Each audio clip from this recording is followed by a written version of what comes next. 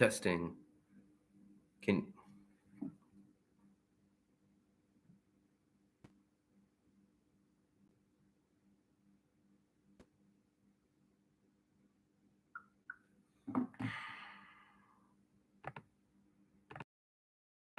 testing.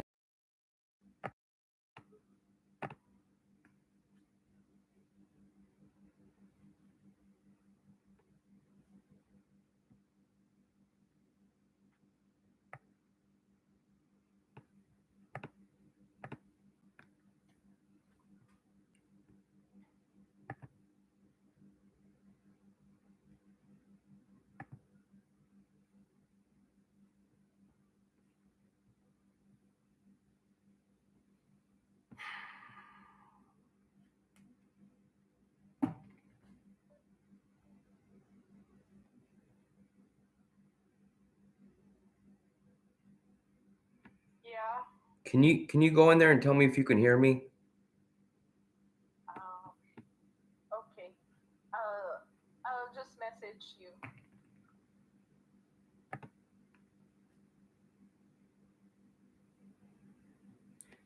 Can you hear me now?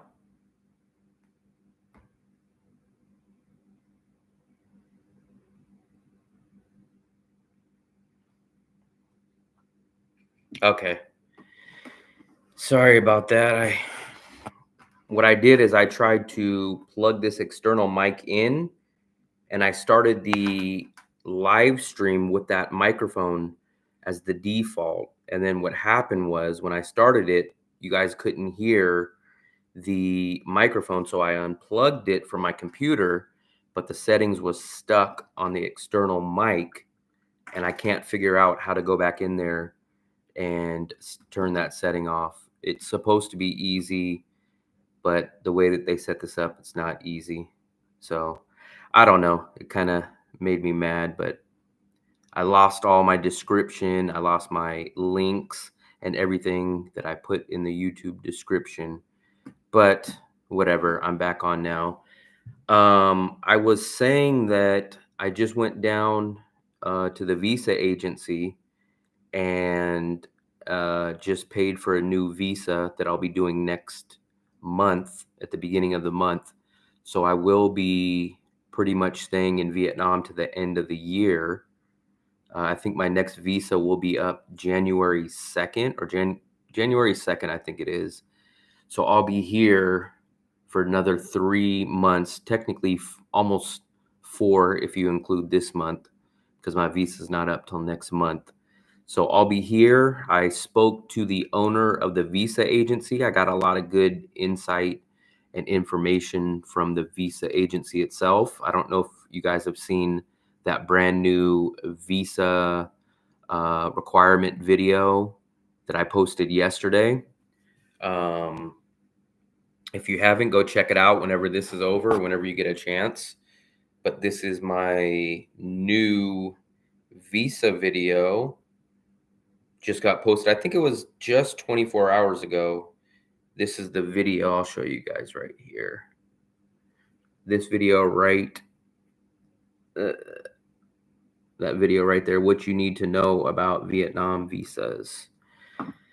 So if you guys have any questions about visas, or if you have any questions about traveling in Vietnam, or any general questions about traveling, I could answer them. I'm working on a new YouTube video that I'm probably going to try to post maybe tomorrow or Saturday. It's basically going to be the top 5 or 6. I haven't figured out how many apps exactly it's going to be, but the best apps to travel with.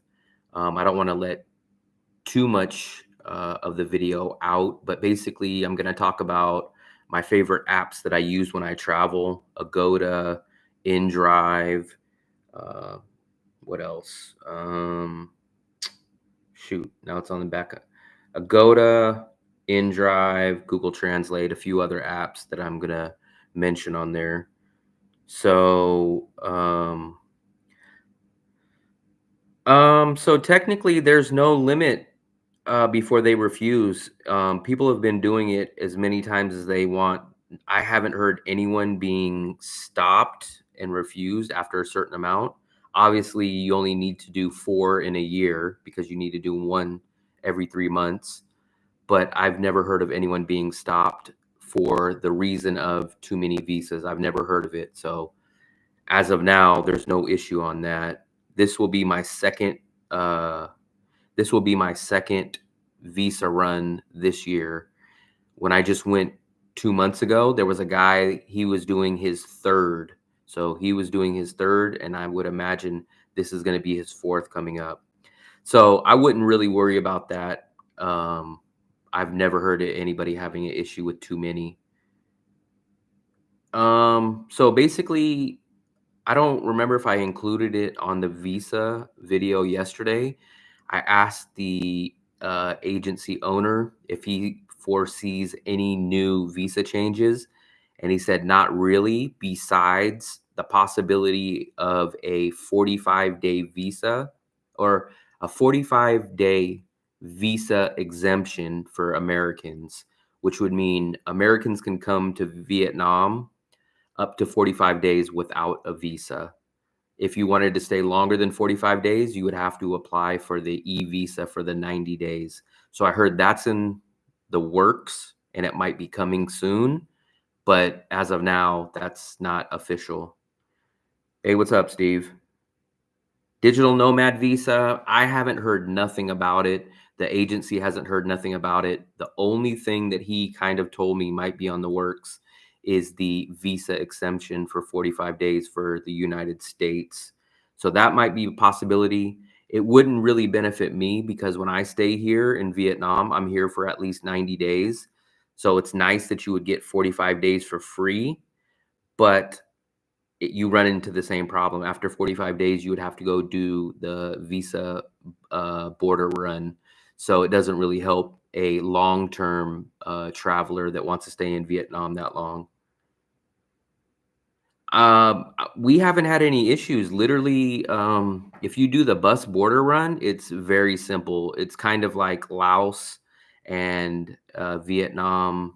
The visa agencies kind of have an understanding. They know exactly what you're there for, and they give you no issues. It's very simple. You literally go into the Laos border, you hang out there, and the agency will call you and say, "Hey, your new Vietnam visa is ready. Come back over and get it." It's very simple. 45 days is good. Yes, if you're just traveling, it's fine and it'll work for a lot of people. But for someone like me that wants to live here for a while, it doesn't really help me. But for people that want to just come check out Vietnam for a short time, it's not bad. You save 25 bucks because that's what the visa is. A single or a multiple entry 90-day visa is $25. So you save 25 bucks and you save a little bit of legwork of applying for the visa, which is not too much work. Yeah, but I've been cranking out videos like crazy. I think I've been putting out a new video almost every 2 or 3 days. My channel is growing now. I think I'm almost at 1,500 subscribers. This past month really blew me up. I really appreciate everybody that watched and everybody that subscribed, because I think when I looked at my stats last, I think 35 days ago, I was at 500 and something subscribers. And in the past 30 or 35 days, I'm up to 1,400 subscribers. So I really appreciate it. How close to your visa expiring do you renew? So this time I did it a little bit in advance more than I did last time. I think last time I did it with about 2 weeks left. This time I did it with maybe 3 weeks. I would advise people to do it 1 month ahead of time just because of the issue that people sometimes get denied at first, saying, "Hey, you put in the wrong address or you didn't put your middle name." And then what happens is you have to go back, re-input that information, and then it takes another 3 or 5 days to do it. So I would recommend at least 1 month, and I would say no less than 10 to 14 days, and that's pushing it. So I wouldn't really, I would, I wouldn't really go under 2 weeks. 2 weeks is really pushing it.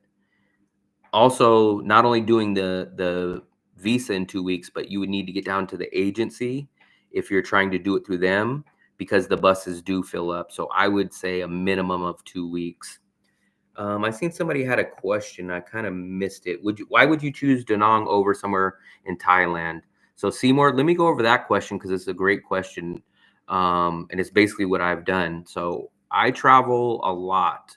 I've been to the Philippines, I've been to Thailand, and I've been to Vietnam. I would choose Da Nang for this specific reason or these specific reasons. One, it's much cheaper. So it's a cost thing. But for two, you get much better quality. You get much better bang for your buck here in Vietnam, at least, especially in Da Nang, than I've got anywhere else. So here I'm staying at a 2 bedroom, 2 bathroom apartment, 1 block from the beach, and I pay $18 a day. My whole complete monthly budget here is $750. That includes me taking Grab or InDrive. That includes me cooking or going out to sit down restaurants. My whole budget every month is costing me $750. If I downgrade to a 1 bedroom, which I'm really thinking about doing next month, my budget will probably get down to about $500 or $550 a month for everything. So cost is a big thing. The other reason why I would choose Da Nang or Vietnam over Thailand is because of the extra month on your visa. So in Thailand, you get 60 days on your visa. Vietnam, you get 90 days. So over a course of a year, you end up getting an extra 4 months that you don't pay for on a visa. So Thailand, every 60 days, you got to you have to leave the country, and if you wanted to come back, you would have to do that 6 times a year. Compared to Vietnam, you would have to do it 4 times a year. Um, but if you would say if everything was equal, I might lean towards Thailand, maybe, because I would probably say the Thailand food is a little bit better, probably overall. Um, and I really like Bangkok if you consider the BTS and the SkyTrain. But if you take in money into account and the visa into account, then Da Nang in Vietnam wins over for me. So that would be the big reason. Um, Sebastian, I appreciate it. It's very easy to rent something long term. So the only y- I got lucky. I don't pay a security deposit with my landlord. I dealt directly with the landlord, and I have a month-to-month lease. But most likely, when you come here, you're probably going to have a 3 month lease and a security deposit.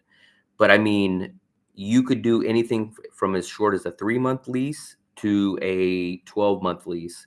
It's very easy. All you literally need to do is put down usually no more than 1 month security deposit. You can always negotiate it, um, maybe even half of a month for security deposit. But it's very easy. If you watch any of my apartment videos, you'll see I just literally stroll into these places right off the street and they're ready to rent to me right then. So there's no problem. Do you need anything else than your passport and money or proof and income? No. So a lot of people also ask me, do I need an exit ticket when you come into Vietnam? You don't need anything. They never ask to see my income. They never ask to see an exit ticket or nothing like that. So it's very simple, especially I can speak for an American that they don't ask me for anything. I'm not sure about other countries, but I'm pretty sure they don't. What do you do for a living and how do you manage your expenses? So, back all the way in 2019, I started teaching English online. That market kind of died out. So, as of right now, I am debating about going to teach English in person in China next year. Or what my goal would be to make enough money here on YouTube monthly to just basically work for myself here on YouTube and basically just travel for a living and make these YouTube videos. So those are my two options right now. Um, I need to be back in Europe every 3 weeks for 1 week, so I think it's best to do tourist visa. So, Sebastian, if you need to go back to Europe every 3 weeks, you would probably just get if I were you, I would get the 90-day visa since it's still exactly the same price as the 30-day visa. There's no difference in price. I would get the single entry 90-day visa if you have to go back, and it's the same cost. So I would just be safe and just get the 90-day. Thanks you very much. But 1 month, it means you're paying for 2 months visa each time. That's a big loss. Yeah, so just because you pay for the visa, it doesn't start then. So for me, my visa will expire on October 7th, but my bus run is not till October 5th. So yes, I pay for the bus run and I pay for the visa then, but my visa will kick in from October 5th and go till January 3rd, I think it is. So you don't lose any days like that. I'm just telling you to apply for your new visa a month ahead of time just to get all the stuff straightened, but you don't lose any days or your visa doesn't get cut down, nothing like that.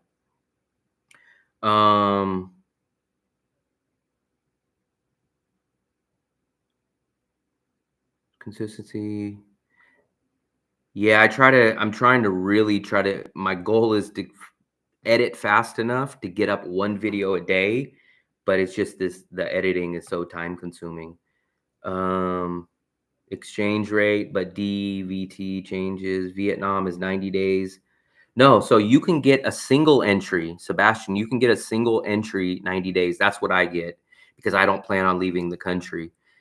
Single entry 90 days is $25. Multiple entry 90 days is $50. And it doesn't really make sense to get the multiple entry 90 days unless you are for sure leaving the country multiple times in that 90 days and you're going to come back. A student visa. That's a good question. I have never heard about a student visa. The only long-term type of visa that I have heard of is a business visa, but I don't know enough about that. So, but tourist visa, the max is 90 days. But I did hear business visas are up to 1 year, but I guess those require some different things. How do you manage your expenses? I think I mentioned that. I'm trying to just get caught up, so I'm rushing through these real quick. Better to stay with YouTube. Yeah, I'm not making enough right now on YouTube. This is only my first 3 weeks. I just got monetized 3 weeks ago. I'm not making enough to break even at the end of the month, but I'm hoping maybe in a month, maybe 2 months, I'll start making more money. And if that's the case, then I have no problem being a full-time traveler and doing YouTube 100% full-time. Work visa, I do not know about the work visa. The work visa, what some people like to do is if you teach English online, they will give you a work permit for 1 year. So if I go teach English in person here, I will get a work permit, which will give me a 1 year visa. So that's the extent that I know of on the work visa, is that if I teach English here and I get hired from a company, they will get me a work permit and I will have a 1 year visa. I got an underage child, so I need to go there every 3 weeks. I understand. Can you please read the question, then answer since I'm unable to see the chat? What was your question? And then answer. Go ahead and answer. Paul, I didn't see your question. Yeah, if you guys want to just go without a visa agency the first time, you can do it. I only advise the visa agency because because a lot of people here's what was going on. A lot of people are getting denied when they're in the country. The government's saying, "Hey, you're in the country. You need to leave the country and apply again." So there's a loophole that the agencies are able to get around. But if you guys are just landing in Vietnam for the first time from USA or something else, I advise you just to go online and just go to the government website, pay your 25 bucks. It's a simple visa process. It's very simple and easy. So just go there and do it yourself. I would advise people to go through the agency and have them do it if you're here, because it's only an extra 10 bucks, I think, for them to do it. And the visa, usually they tell me, gets approved rather than denied. So they have the magic touch with getting your visa approved. The guy that I just went to the agency with, we went there, I think 2 days ago it was, and his visa is already approved. He got his back today, he said. I haven't got mine back yet. I am in Da Nang. Yes, I'm in Da Nang right now. 5 years. Yeah, the DVT Thailand visa, I do know that. Um, I will have to double check on that, but I'm almost positive that DVT visa, I think you have to leave every 6 months, but I'm not sure. I've heard that from multiple people that sell property. So, as far as I know, I do not think you can buy property here. Maybe condos. It might be similar to the Philippines, but I don't know specifically on that. Hey, what's up, teacher Richard? How's it going? Um, but I'm bringing my dog to Danang, Vietnam. Do you see? I do. And actually, what I would recommend is go on to Danang Expat Facebook group and ask that question. It's a great little Facebook group. And I've seen specific people ask, how do I get my dog on the plane to Vietnam? And I've seen multiple people talk about it on the expat Facebook group. So they can give you the answer there. But I do know it's possible. Danang for 5 months. If I have a 3 month rental, so that's kind of the reason why I don't like doing leases or security deposits is because you never know when you're going to leave. But what I would advise you of, Paul, hopefully you can hear me, Paul. I'll type this in here real quick because I know he mentioned he couldn't hear. Paul, can you hear me?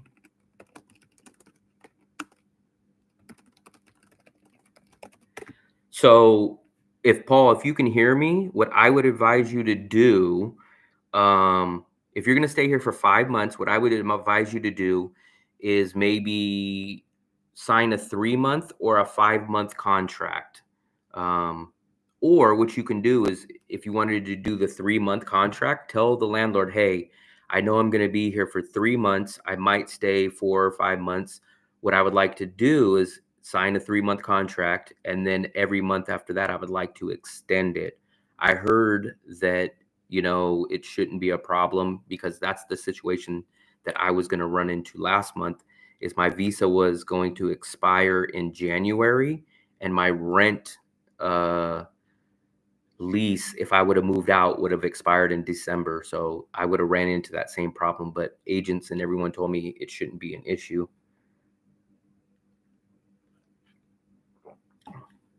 Samurai, I'm not sure on that, but I kind of believe you cannot buy property here, especially because you cannot be a long-term resident. The only way that I've heard people become long-term residents is if you marry. Even if you have a business here, you get a 1 month visa. So I'm not sure on that answer, and I don't want to give you the wrong answer, but at least from everything that I've heard, I don't think you could. I don't think you can, but I'm not 100% sure on that. Um, yeah, yeah. I don't know if people see I'm drinking Tang. Um, so if you guys haven't subscribed, I'd really appreciate it if you guys can go right after this is over, or I don't know if there's a subscribe button somewhere where you guys can see. Hit that subscribe button. I'm trying to get to 1,500 subscribers as quick as possible. And like I said, if I become able to make enough money to just even cover my bills and break even here in Danang, I will probably pass up on going to China next year and teach English. It's all a waiting game to trying to determine what my next move is. But I enjoy doing YouTube videos. It is my passion. I enjoy it. So we'll just have to wait it out and see what happens. Yep, yep. Thank God. Yeah, so that's what I was trying to tell you, Richard. I think you were the one that commented on my other video about your visa coming in at the last minute. Um, I think you mentioned you were from the UK or Europe, and you guys get a 45-day visa extension or exemption. So you won't be able to get the 90 days. So you'll have to leave and do the border run or go fly to Thailand to get the 90 days once your 45 is up. That's why I advise people to get that visa quick, maybe 3 weeks to 4 weeks in advance. You have to find an agent. I didn't. Most people do find an agent, and they're very, very, very easy to find. Like it's crazy. If you go post on the Facebook group, like, "Hey, I'm looking for an apartment," in your inbox, you're gonna have 20 agents message you, like, "Hey, do you want to come take a look at this place?" It's simple, and I come from the USA where it takes a while to kind of rent an apartment. So I was contacting agents maybe 2 weeks, 3 weeks in advance, and they wouldn't even deal with me. They told me it's too far out. They told me to contact them like 3 or 4 days before I was looking to move in, because basically you go check out the place, and at that time, right then, boom, they're asking for some kind of a deposit to not rent it out to other people. So renting places out here is extremely easy and it's extremely fast. Your wife is from Vietnam and is still a Vietnamese citizen. I don't know. So I would imagine you should be able to, but I'm not sure on that. That's the first time I've ever ran through that question. Can anybody start working in Da Nang through a tourist visa? So technically, you're not supposed to work in any country that I know of on a tourist visa. I know people do it, digital nomads do it, other people do it, but technically the law is you're not supposed to work. So that's a gray area. Renting houses in Da Nang. I don't know. I don't know about renting houses specific because I never look for them, but I'm pretty sure it's very easy. You would just have to look in the areas that have houses. I have seen two houses being advertised on Facebook Marketplace. I never inquired about them, but I'm sure it's easily possible. Apart from construction noise, potential issues when renting. Okay, so the questions about renting. So I would say make sure you get everything in writing with your landlord, the security deposit, how it will be returned. Make sure you get things like how much electricity and how much water is. Um, what other about what I would probably tell you too is go by the apartment or the hotel or wherever you want to rent. Go by there maybe in the morning, go by there at nighttime, see if there's any noise, karaoke, or any type of things. Because you might go take a look at it in the daytime and it might be quiet and perfectly normal, but maybe at nighttime it's a party zone. Maybe it has karaoke. So different things like that. And make sure you get everything in writing when you do sign a contract. For an apartment. Those would be my two biggest things. And probably my third recommendation about renting is I highly recommend renting a place near where you're going to be most of the time. So people tell me, "Oh, move away from the beach. You know, it's cheaper to go out here." And I tell them, I say, "Yeah, it might be 50 bucks, 80 bucks cheaper to go to the other side of town, right? But the problem is if all the restaurants, all the stores, all the beach, the entertainment that I do is in this area, I'm going to end up taking Grab and spending 30, 50, $60 to get back here. And at that point, it doesn't make sense because you pay the same amount of money and you live away from where you do things. So that would be my take on rental issues. Do you pay deposit in cash? Um, so I haven't paid a deposit, but the way that it works here is you can do multiple ways. So you can do cash. Cash is always accepted here. The Vietnamese, they use an app called Zalo. They're going to usually ask you, "Oh, can I get your Zalo number or Zalo?" So you can do it that way. I have heard of another guy that does a bank wire transfer to pay his rent. So all those are options. Dog noise, people slamming door, banging about. Yeah, my place is pretty good because I live in somewhat of a noisy neighborhood, at least what people tell me, but I'm on the 40th floor, so literally I don't hear anything from downstairs. The only noise that I hear every once in a while is we have a long hallway where you walk to the elevators, and every once in a while maybe some young kids will be running down there in the morning, like yelling, screaming because kids have energy, or maybe like a group of people will be coming back from the beach and making noise. But besides that, nothing. If I'm in my bedroom with the door shut, I don't hear it.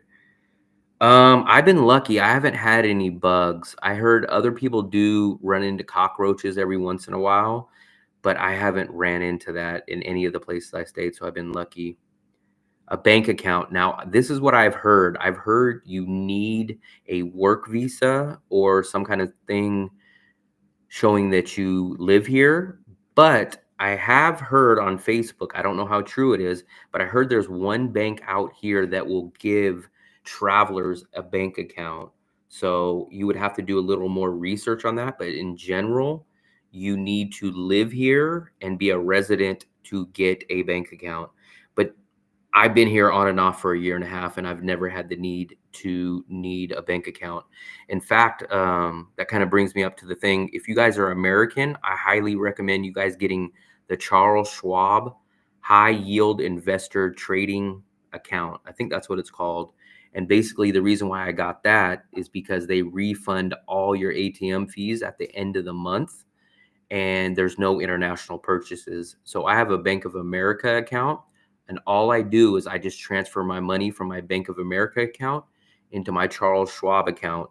And then I go to the ATMs, I pull the cash out, and at the end of the month, I get refunded all my ATM fees. So that's the only card I literally travel with. So that's what I would use. You know what? That's a great point. So I'm going to show you something. I don't ever keep US money, but here's a great point. This is what I would recommend. So you brought up a good point. So I actually just pulled out money. I'm a millionaire. But here's what I have in my wallet tucked in the back for emergency purposes. I have a $100 bill just in case my card ever doesn't work or some issue pops up, that I have that $100 just because if I lose my card or something happens, I have $100 that worst case scenario, I can go to like a gold currency conversion place and get it taken care of. Or it's even came in handy for me in the Philippines. So what I really hate, what a lot of people don't think about, but let's say you're leaving the country and you leave. So you're going to get your deposit back in the local currency, correct? But let's say you get $200 or $300 back in your deposit, but you're leaving the country. Now you got to go take that money down and convert it, and you're going to lose that. So what I used in the Philippines when I rented a hotel was I used that $100 as a deposit because they wanted, I don't know, something like 1,000 pesos. But I told them, how about I just leave this $100, and when I leave, you give me back the $100, so I don't lose any money when converting. So that's a little tip that I would give you guys too. Okay, that's good, Luis. I didn't know that, but so he's saying that you can get one at Timo Bank. You just need a 3-month visa. So apparently that's what you can do. And apparently there's 2 banks. So I don't know that. I can't say, but it seems like that there is. Can you time?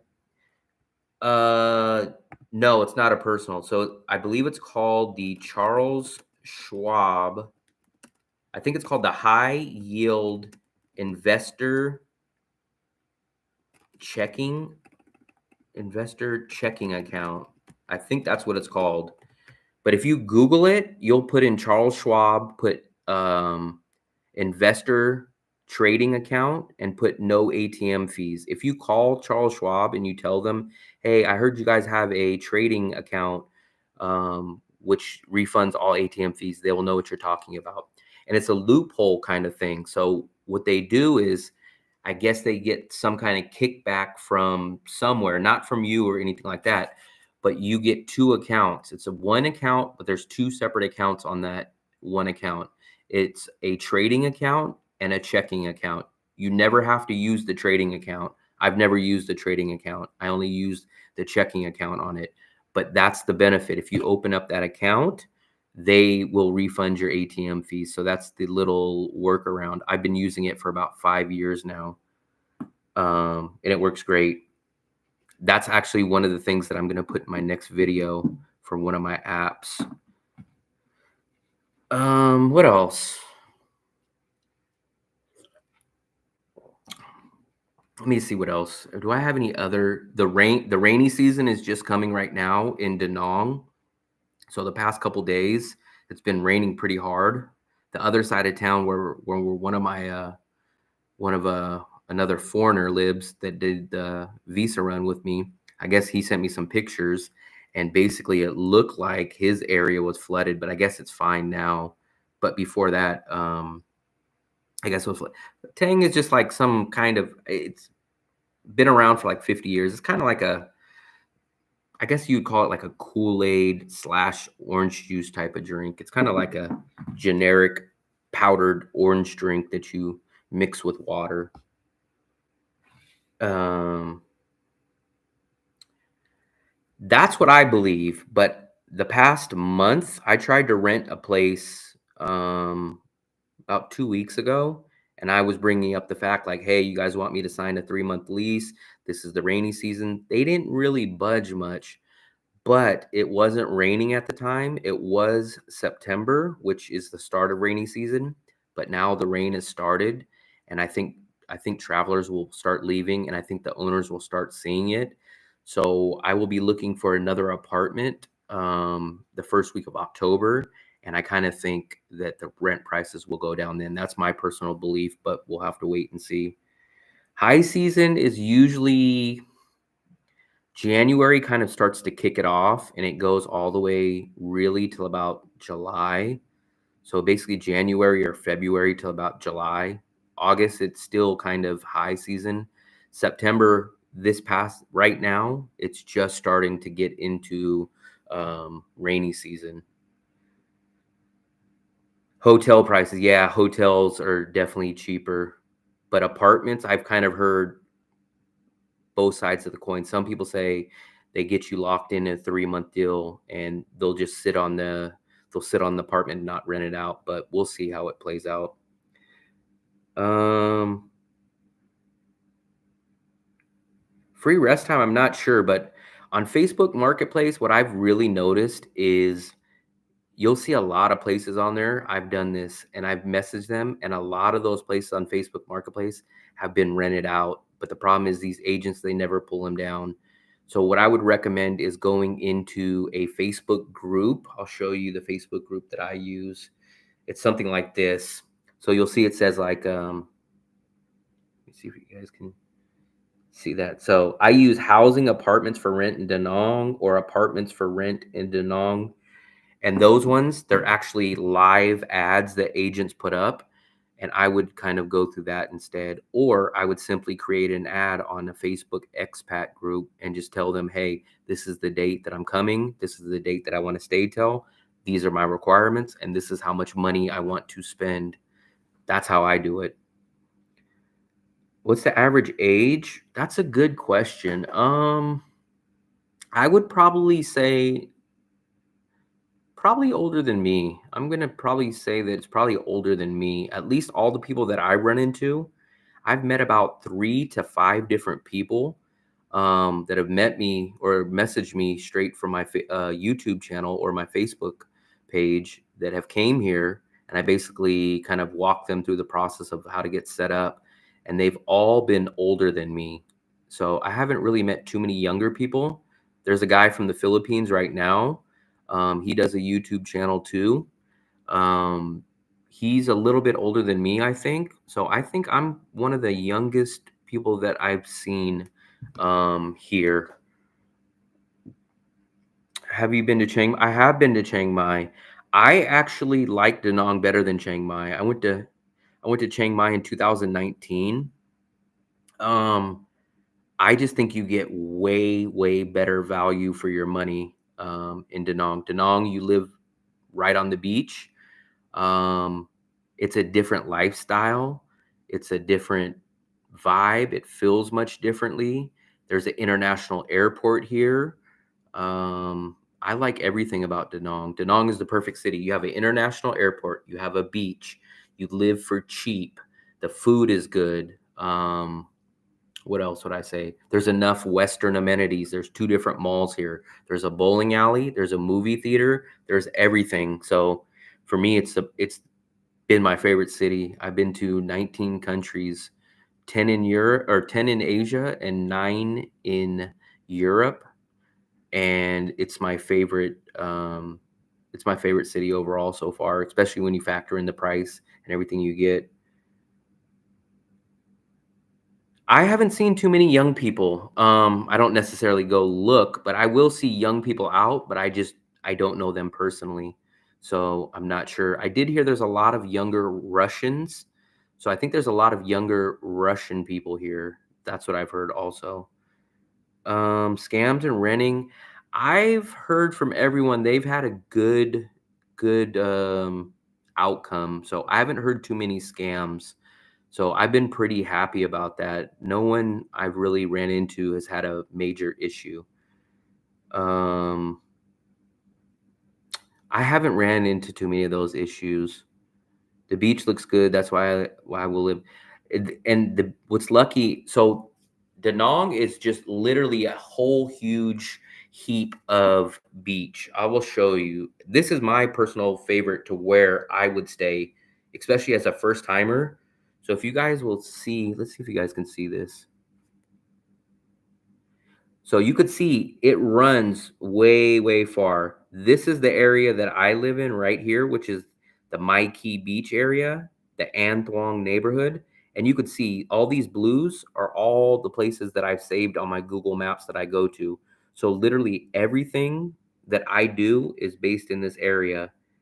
And then it's kind of almost a tale of two cities because I live here. Everything I do is almost right here. But up in this area, that's the Dragon Bridge. That's one of the malls. That's one of the malls right here. And I hardly ever go to this side of town. But if I had a scooter or something, I probably would go over there more. But everything that I do is literally in that neighborhood. Um, I appreciate it, Salty Crabs. I appreciate it. I've been trying. My goal is to get out one video a day. It's easy to shoot the videos, it's easy to do the live streams, but it's time consuming doing the editing. The editing is just nonstop. It takes me a long time. Plus, I never feel that I'm done doing editing. I always feel I have to add something into it, or I feel it's not perfect enough.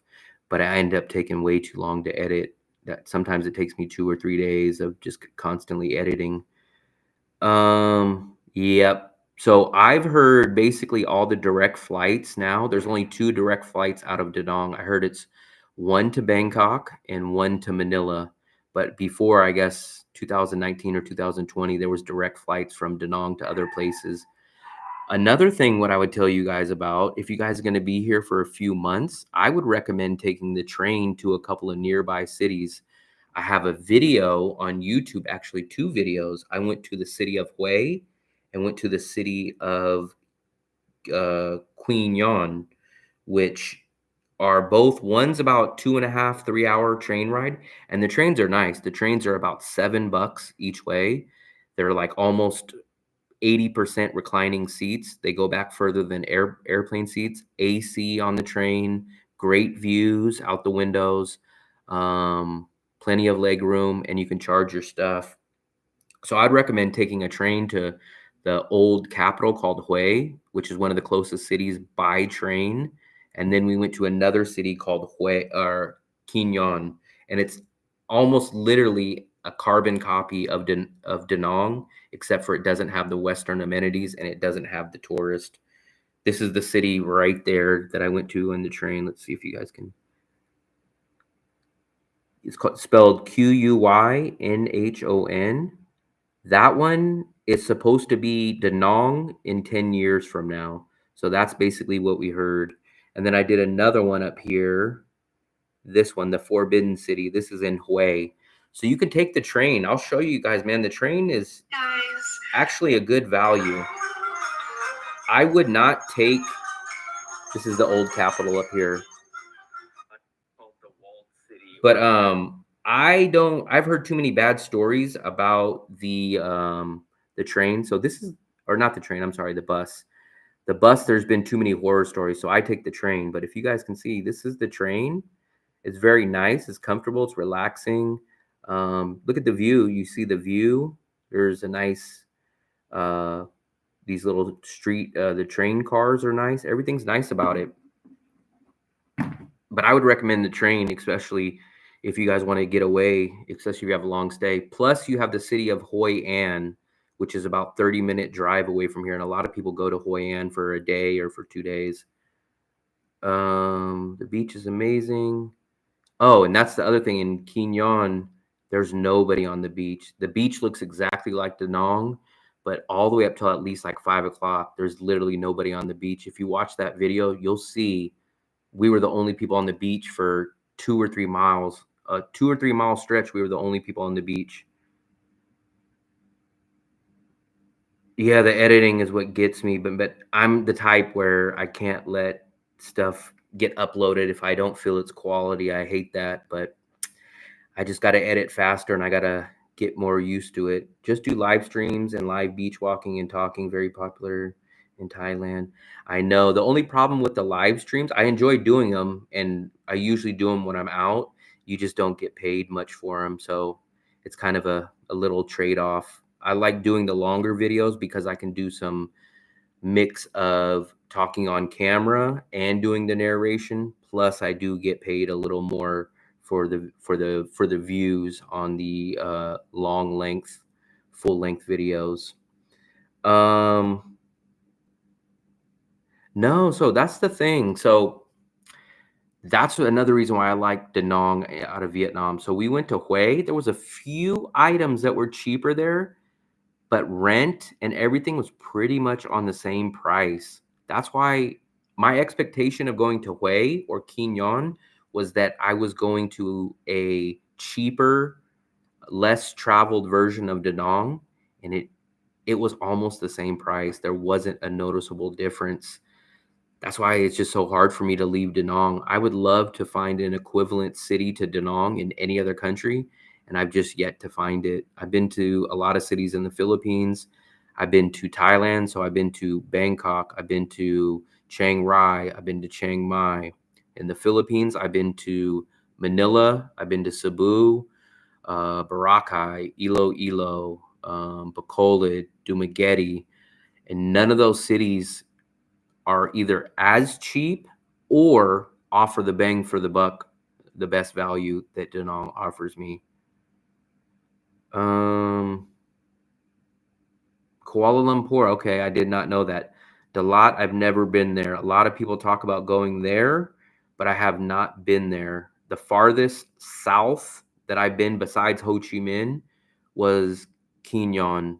The one city that I still have not gone to that's kind of on the back of my mind is Nha Trang. Basically, everyone says Nha Trang is basically very similar to Da Nang, except for Da Nang has the Russian or Da Nang has the Korean tourist, and Nha Trang has the Russian tourist, and it's a little bit more party friendly rather than beach relaxing friendly like Da Nang. So no. So right now I just got monetized about 3 weeks ago. So under a month, I'm not breaking even at all on my monthly bills. If I can break even on my monthly bills, then I would be extremely ecstatic. That's why I'm cranking out so many videos, hoping that my subscriber count will grow and hoping that I can at least break even because I do have to pay the bills. Um, but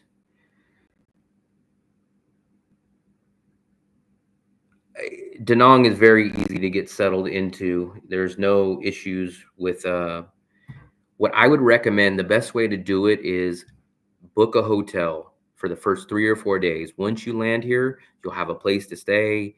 You'll have get your SIM card all set up, get everything set up. Once your first day, you wake up from the hotel, walk down the street, go into all these places, and just ask them, "Can I see the room? How much is the price?" That's when you find your apartment. That's the way that I would do it. Nightlife. So there is nightlife, but there's not nightlife like Bangkok or certain cities. Bangkok, there's not nightlife like that. There's pubs, there's karaoke bars, stuff like that, but it's not on the same level. You could definitely go watch UFC or boxing at a bar. You can go watch soccer, football. You could be out till 2 or 3 in the morning drinking alcohol out there, but it's not on the same level.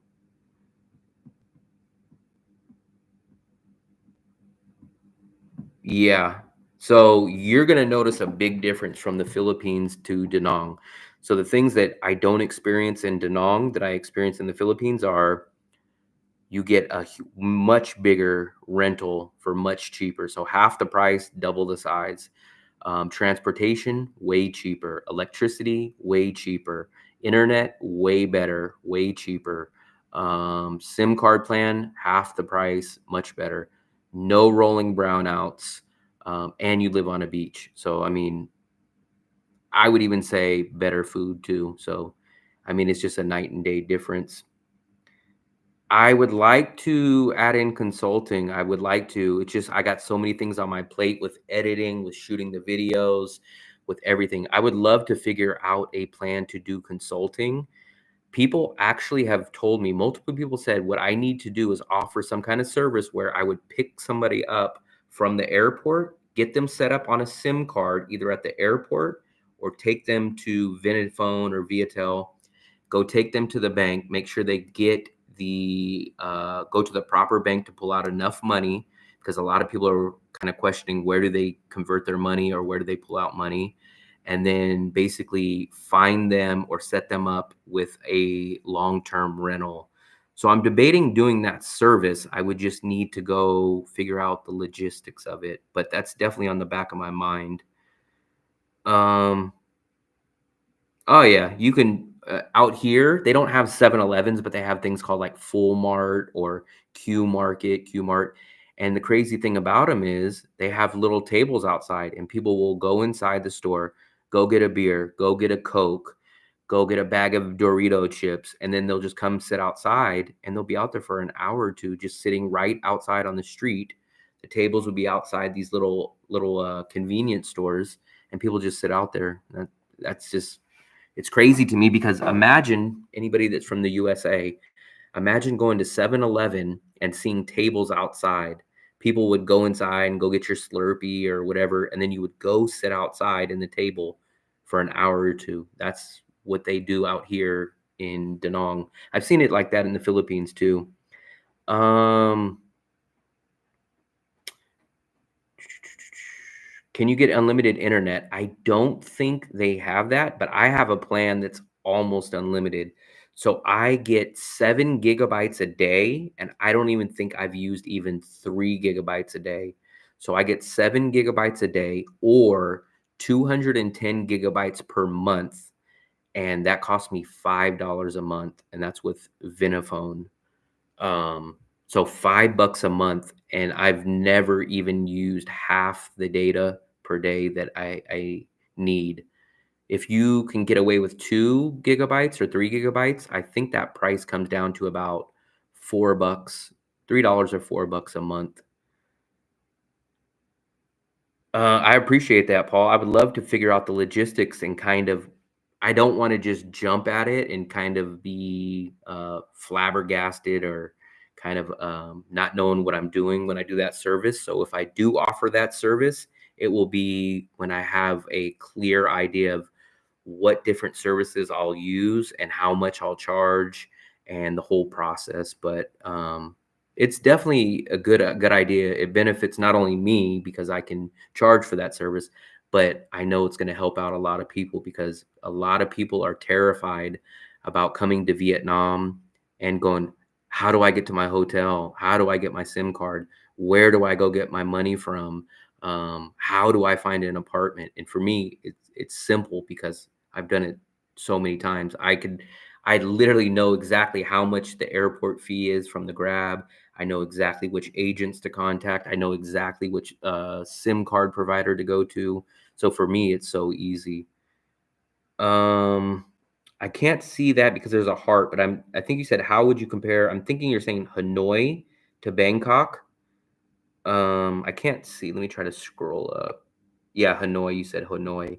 I've only been to Hanoi one time. Hanoi is going to be much more expensive than Da Nang, but I would probably say I enjoy Bangkok a lot more than I did Hanoi. But I've been to Bangkok many times, and I really like Bangkok.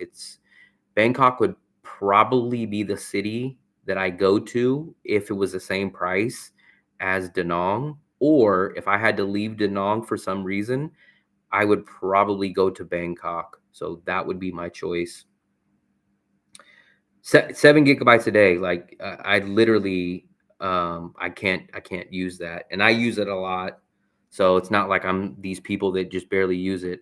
I could probably honestly get away with 2 or 3 gigabytes a day which would be like $3 or $4 a month. But I'm the type that I would rather pay a little bit extra and never have to worry about it. But for $5, man. So I was paying for Metro back in the USA, and it was $50 a month for unlimited everything.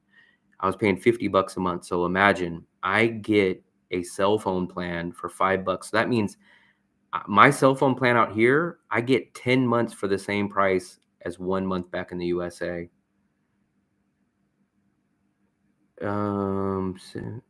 Yeah, I'm really thinking about doing that service. I'm just, it's crazy because before I started cranking down on these videos, I had a lot of free time.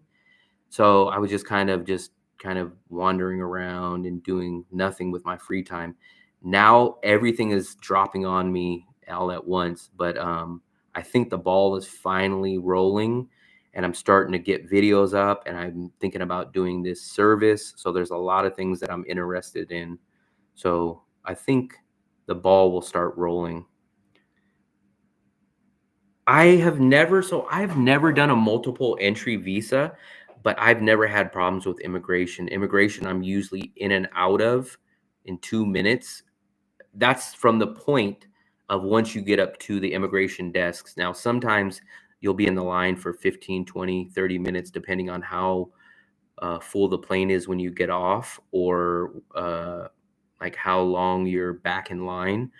But literally, they look at me. Sometimes I don't even show them my visa, and basically they just pass me right through. So immigration is very easy here. Yeah. So I pay 125,000 VND. So I'll convert that real quick. I just paid it like 3 days ago. So this is what I paid just 2 days ago. So I paid $5.84 and I get 7 GB per day or 210 GB. And that's with Vinaphone. I'll show you. Not that you guys will probably even remember, but it's with this company, Vinaphone. I don't know if you guys can see it, but it's Vinaphone. And there's cheaper plans. I mean, there might even be a better plan than that. You might get 5 GB for $4 and you might not use the extra. But for me, that plan is just so simple and so cheap that I just get it. Um, I'm not sure how you check, but there is the app that I just showed you. And I think there's a way that you can go on there. And I think I'm kind of remembering now, I did check and there's like a little monitor bar. It's easy. You'll definitely be able to find it. I think one time I actually remember seeing that there was a little metered bar and it would show like 7 GB. And I think it would show that I was at 2 or 3 GB. So it's very simple to monitor.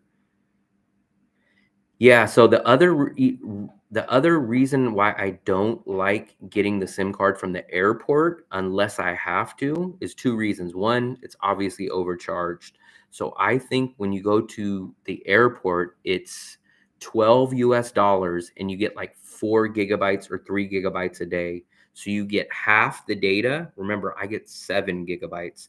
At the airport, they offer you 3 or 4 GB. I think it's three, and you pay 200,000 for that. So you pay double. It's about $12. And then I've had issues twice where they didn't set up my passport correctly. I heard it's kind of shady at the airport that they don't really want to set up your passport because I heard they're reused SIM cards. That's at least my take on it. And after about 4 days, my SIM card shut off and I had to still end up going back in person to Vinaphone and they had to fix it. And they basically told me they didn't set you up correctly with your passport. So if you can, I would avoid the airport SIM card if you can. If you can't and you need to do it to get a grab or to get home, then I say just chalk it up, spend the $12 and do it. But if you possibly could, I would avoid going and getting the SIM card from the actual airport.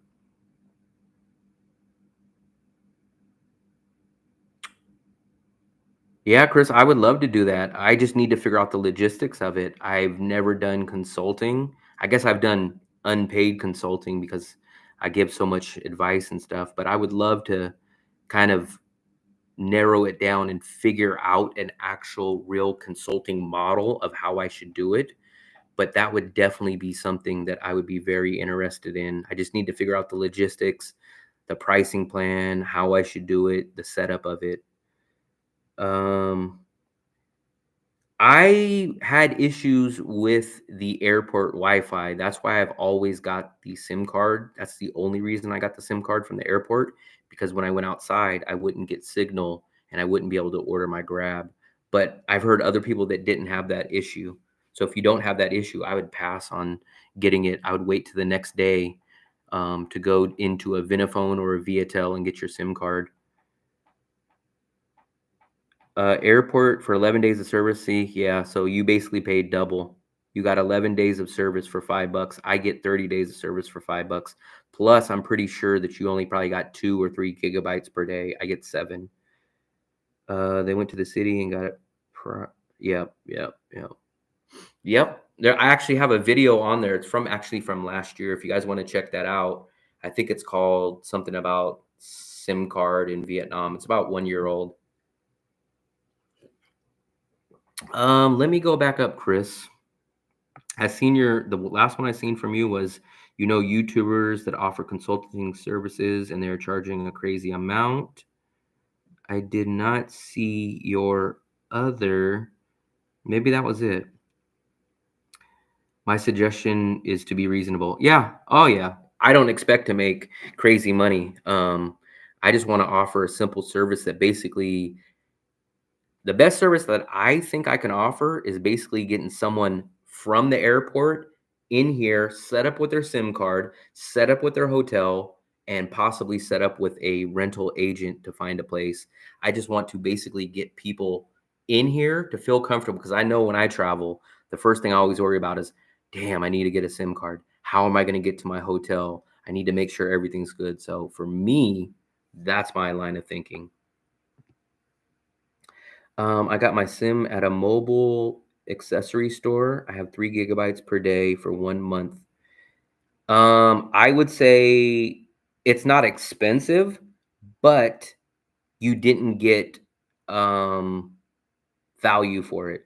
So 150, that's $3. So you basically are paying about $3. So you're basically paying about half. So you almost got the same deal as me. If you can use 3 gigabytes and not go over it, then that's a good deal, because oh no, I'm sorry. I pay 125,000. So you pay a little more than me and you get half. So you're still not breaking the bank on that, but I'm getting double the data that you're getting for basically a little bit cheaper than you. That's what someone mentioned. So I said I didn't think you could, but 2 people mentioned, I think, Sacom Bank, and I think someone said TP Bank or some other bank. If they're still in here, maybe they'll pop the name of that bank.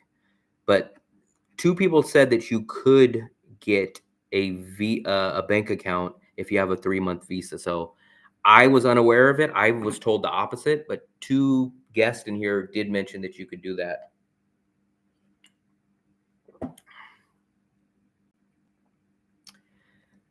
If I can just figure out the logistics and what my customers would want, what kind of service, and how I should go about doing it, I would gladly be interested in doing that service.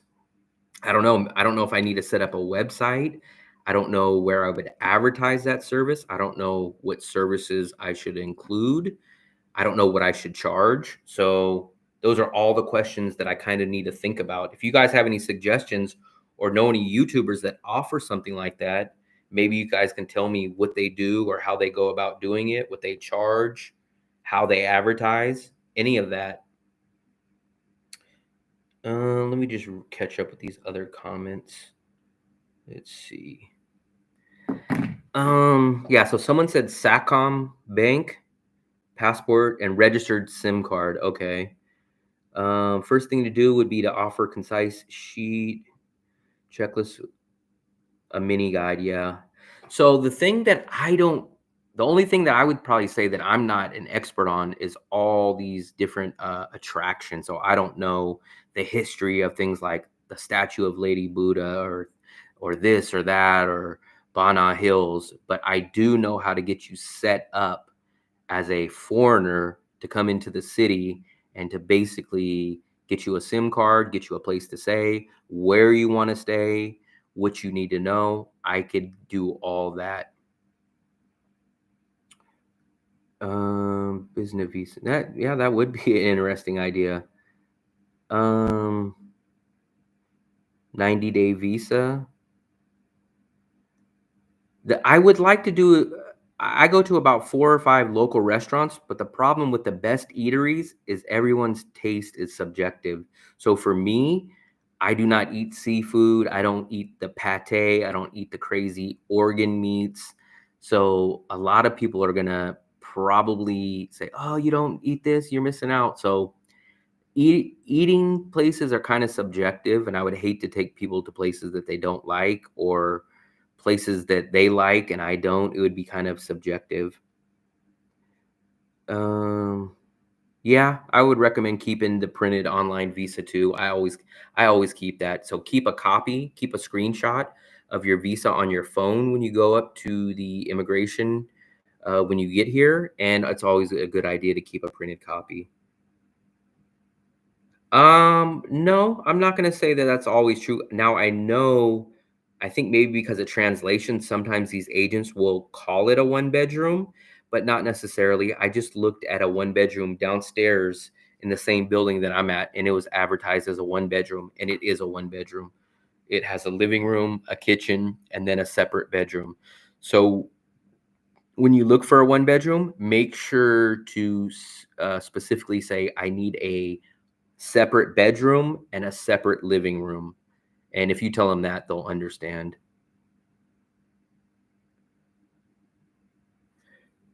One bedroom. Yeah.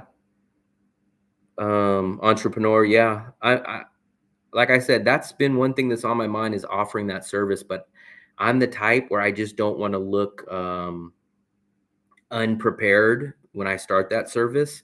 So I want to make sure that I have everything down, all my ducks in a row before I offer that service. But that thing is definitely on the back of my mind is offering that service because there's been 3 people already, a guy from New York that came here, a guy from the UK, and an American that just came from the Philippines. And I basically kind of did that service for them. I basically told them where they should stay. I got all 3 of them. Basically, I told them where they should stay at the hotel and stay there for a few days before they found a new place. And they took my recommendation. They did it. So, I mean, I kind of was a unpaid intern in that service already for a few different times. So the cost of a one bedroom, it's kind of all over the board. I've only lived in this area, which is considered like the high priced tourist area. I can find so the UK guy that I was mentioning, he lived in the same area, maybe about an 8-minute walk from here, which is about an 8-minute walk from the beach.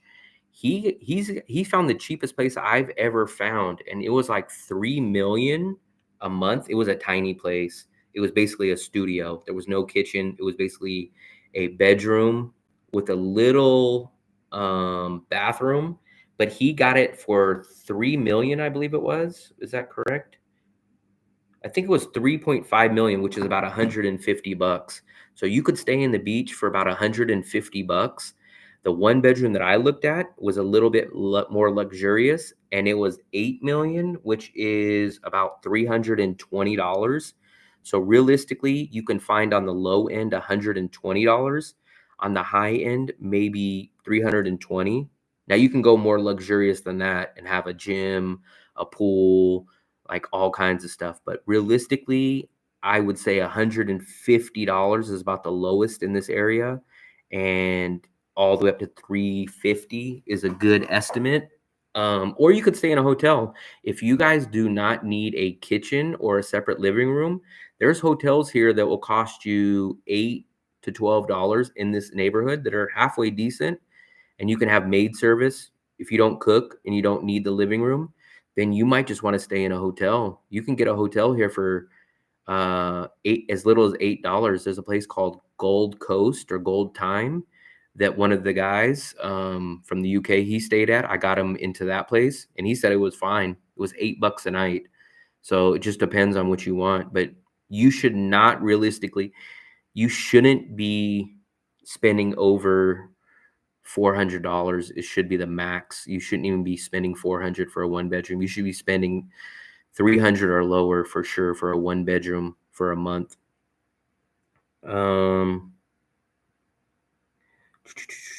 OCB Bank offers 7% interest on money. Okay.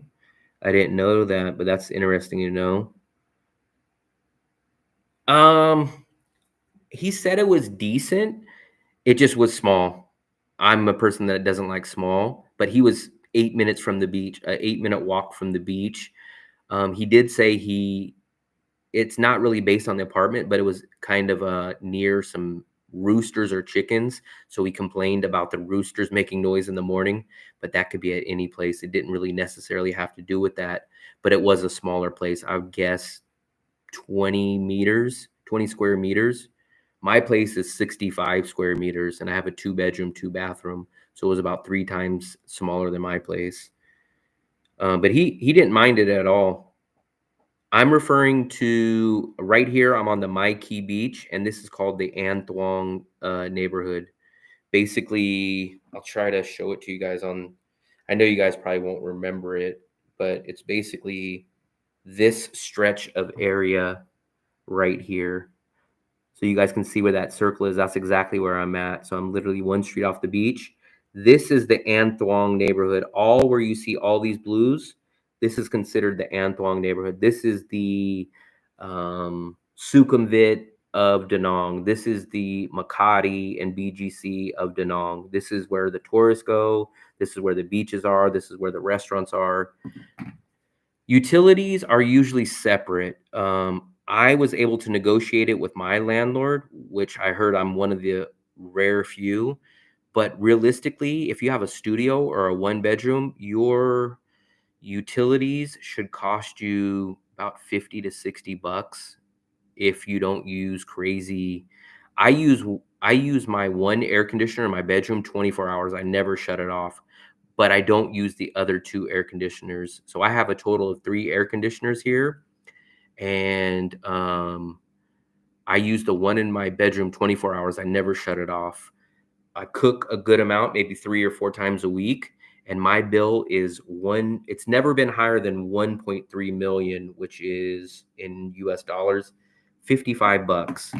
So if I ran the other AC, it might get up to 60 or $70.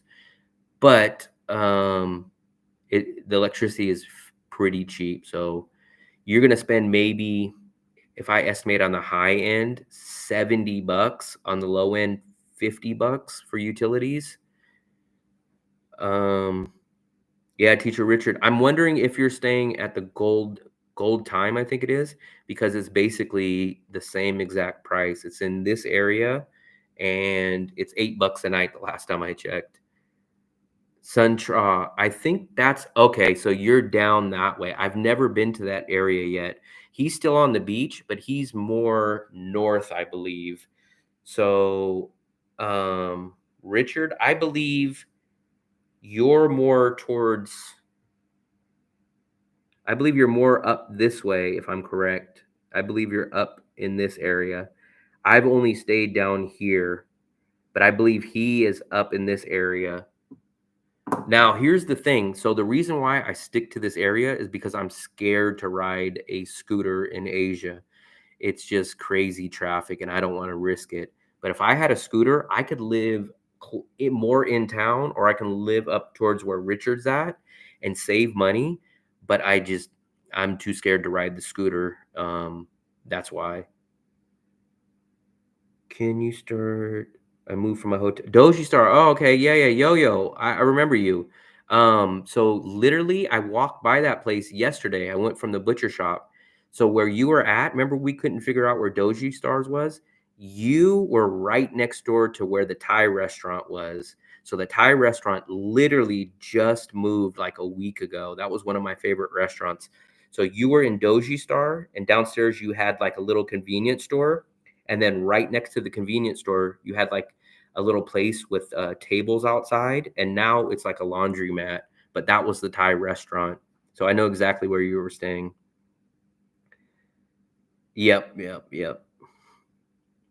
So all the prices I'm giving you is in the most expensive part of town. This is the most expensive part of town. If you go up where Richard is, if you go up by where Richard is, or if you go towards the Dragon Bridge more, prices go down. The big reason why I said that I choose here is because everything that I do is here. The restaurants, the grocery shopping, the food, the entertainment, I do it all in this area, and I don't want to ride a scooter. So if I lived on the other side of town, I couldn't walk over here.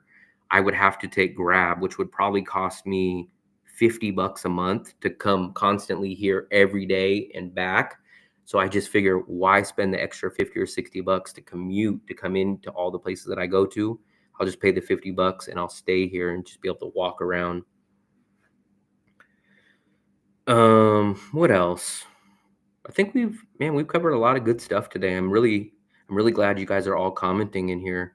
Sometimes I come on these lives and it's kind of dead, but I think I come on at bad times because remember it's 12 o'clock at night here in Vietnam, and I think in the USA, if you're in California, it's probably about 10 in the morning, and if you're on the East Coast, I think it's about 1 in the afternoon. I love this area, and it's not much more. You benefit. I don't go to the corner pub, so I don't drink anymore. I haven't drank in 7 years. But I go to a lot of the restaurants that are in the pub area, so I know a lot of these places, and I go to like all the restaurants that are all nearby. I just don't like to live over there also. Well, we got some more likes. I see we got 15 now. At least that's what I see on my side. If you guys haven't subscribed though, hit the subscribe button, because not only does it grow my subscribe list, but then what it'll do is it'll push out all these videos that I make to a larger audience. So that will be greatly helpful to the channel. And like I said, if I can just start breaking even every month, or even coming close to breaking even, of what my bills are a month, then I could actually really start cranking out videos and dedicate my full time to this. Right now, like I said, I've only been actually, I'll show you guys just in case anyone's ever wondering what you make on YouTube. So I've been monetized for about 3 weeks now. So I haven't been quite a month. And so far this month, these 3 weeks, I've made 130 US dollars. That's about $129 more than I thought I would make, but I appreciate everybody that watches the videos. So you basically get paid by views on YouTube. So I'm getting some good views, but man, if you guys can subscribe and if you guys can share these videos, and if we can get more views a month, it would really get this channel going. So I really appreciate it. Seymour, I seen that you rented a bike. I am going to do a video soon. I don't know if you've seen those blue and white bikes around town in Da Nang, but they're called T and Go, and you rent them, and they're basically about 30 cents an hour, 30 cents an hour, I think it is. They're called T and Go. They're basically like Grab type of bikes. You basically put money on an app and then you rent them and you pay by the hour, and they're very cheap. I'm going to try to do a video on that. Um, yeah, I would like to start making enough money to break even, and then maybe, like you guys have been mentioning, maybe I'll start offering that consulting services, or the I don't know what I would call it. Maybe like a welcoming to the city, or getting you set up into the city type of service here. Oh, okay, okay, motorcycle. I see, I see. Yeah, you're much more brave than me. I could never ride a scooter. I would love to ride a scooter, but I couldn't do it in this traffic. Um, so I just shown, I didn't know if you've seen it, but in 3 weeks, I think I got monetized August 28th, I think it was. So what is that? 21 days, about 3 weeks ago. And I made 130 US dollars in the first 3 weeks. So I have another, what, 8 days, I believe it is. So I'm gonna probably make roughly about $150 my first month, which is way more than I ever thought I was gonna make. I never even knew if I was gonna get monetized or not, but luckily I hit that monetized mark and now I'm making some money. So If I could just break even, I would be more than ecstatic. But I'm always looking for interesting ways, consulting services or other stuff to make money.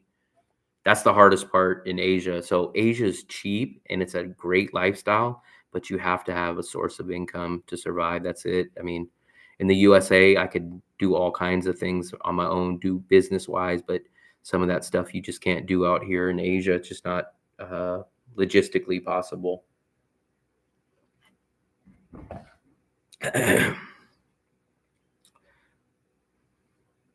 Corner pub, rented a bike. Hey, Deborah. I just seen your message right now. I've been getting backed up with reading all these messages. None, honestly. I know how to say hello and thank you, and that's almost about it. I just know myself, like, I just can't pick up languages. It's just too hard for me. Yeah, so basically, I like I mentioned earlier in that thing in the live, 2019, I found out about teaching English online, which I did, and it was a decent income. COVID kind of put the first nail in the coffin on that, and then China banned online teaching, would put the final nail in the coffin. Then when I was living in the USA, I would do online reselling. So basically, I would go around and I would either get things like at thrift stores or secondhand or buy off a Facebook Marketplace, clean it up, take pictures of it. I had a storage unit that I would go and store my stuff, and then when it would sell online on eBay or Facebook Marketplace, I would go and package it up and send it out, and I was making pretty good money on that. It's just not physically, logistically possible to do that from out here. I did go back to the USA in September, and I worked just a regular job out there just to save up some money from September to February. And I came back out here again in February. So since February, I've had no income. So my first income that I've ever technically made in Asia is these past 3 weeks, where I've made $130 on YouTube. It depends. So online, when I was first teaching in 2019, I was getting paid about 18 bucks an hour in 2019. Now, online teaching pays about $8 to $10 an hour. So it's dropped down drastically. But the only reason why I'm still debating teaching in person is because China offers a good amount. China's offering about $4,000 a month and free apartment. So that's the other reason why I'm debating maybe in January going to China and teaching English. If I don't make enough money on YouTube, then I think what I'm going to do is go to China and teach English in person there.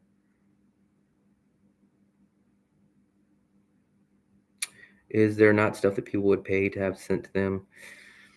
Maybe, but the problem is I would have to get it cheap enough here in Vietnam. I would have to get bulk quantities of it. I would have to have a place to store it. And then the shipping price to get it back to the USA would cost a lot. It would probably be cost prohibited.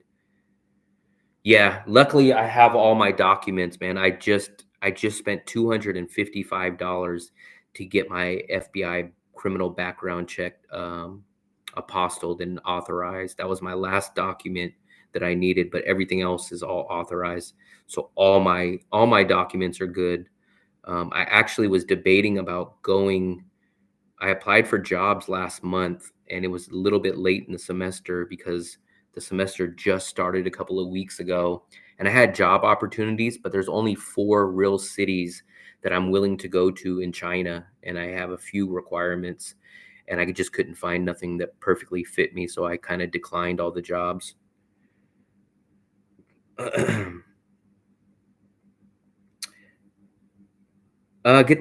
Get the Seymour. So get the TEFL. You can get the TEFL online. So literally, I took the online TEFL, which is supposed to take you like 120 hours, but I knocked it out in like a weekend. I want to say I did it like on a Friday, Saturday, and Sunday online, and I did it, and that was 5 years ago. and I got it for cheap. It was like 40 bucks or 30 bucks. So you can do it and they don't check what place you did it from and everything. It's all 100% legal and accredited, but they don't ask if you did it online or in person. So that's the easiest part. If you have a bachelor's degree and a clean background check, the TEFL is the easiest part to get. So I used to edit back in college. I used to use Adobe Premiere and Final Cut Pro, but it was never my strong suit. I wish I would have probably learned it better back then. I wish I was a better editor. That's the one thing that is just so time consuming to me. Um, yes, you have to get it notarized. It's basically authorized or apostilled is what they call it. And I have my TEFL apostilled, I have my background check apostilled, I have my college degree apostilled, so I got everything's done. So a lot of these teaching jobs are paying good money. You can make anywhere between, I think low is considered about 20,000 RMB, which is about, shoot, what is 20,000 RMB? 20,000 RMB is about $2,800 a month. And a lot of jobs, especially if you have all the requirements, if you're there fit, will pay up to like 30,000 a month RMB, which is like fourth. How much is 30,000? 30,000 must be 30,000 is like 4 grand, I think it is. 4,200 bucks. Plus almost all the jobs there, they give you free housing. So you get a free apartment or you get a rental stipend.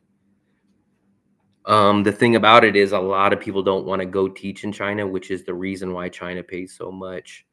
So in Vietnam, a lot of people love Da Nang, but that's why they pay so little to teach in Da Nang. Some people make like $1,000 in Da Nang, and obviously there's not going to be free rental, and you're going to work Saturdays, Sundays, night times in China. The schedule I'm looking at is Monday through Friday with weekends off, paid holidays, paid winter, paid summer, free rental. So it's a very attractive offer to go there because I would probably save 25 to $30,000 with how good I budget a year. So it would be a great financial move, but I would rather focus on my YouTube channel and do what I want at my own schedule.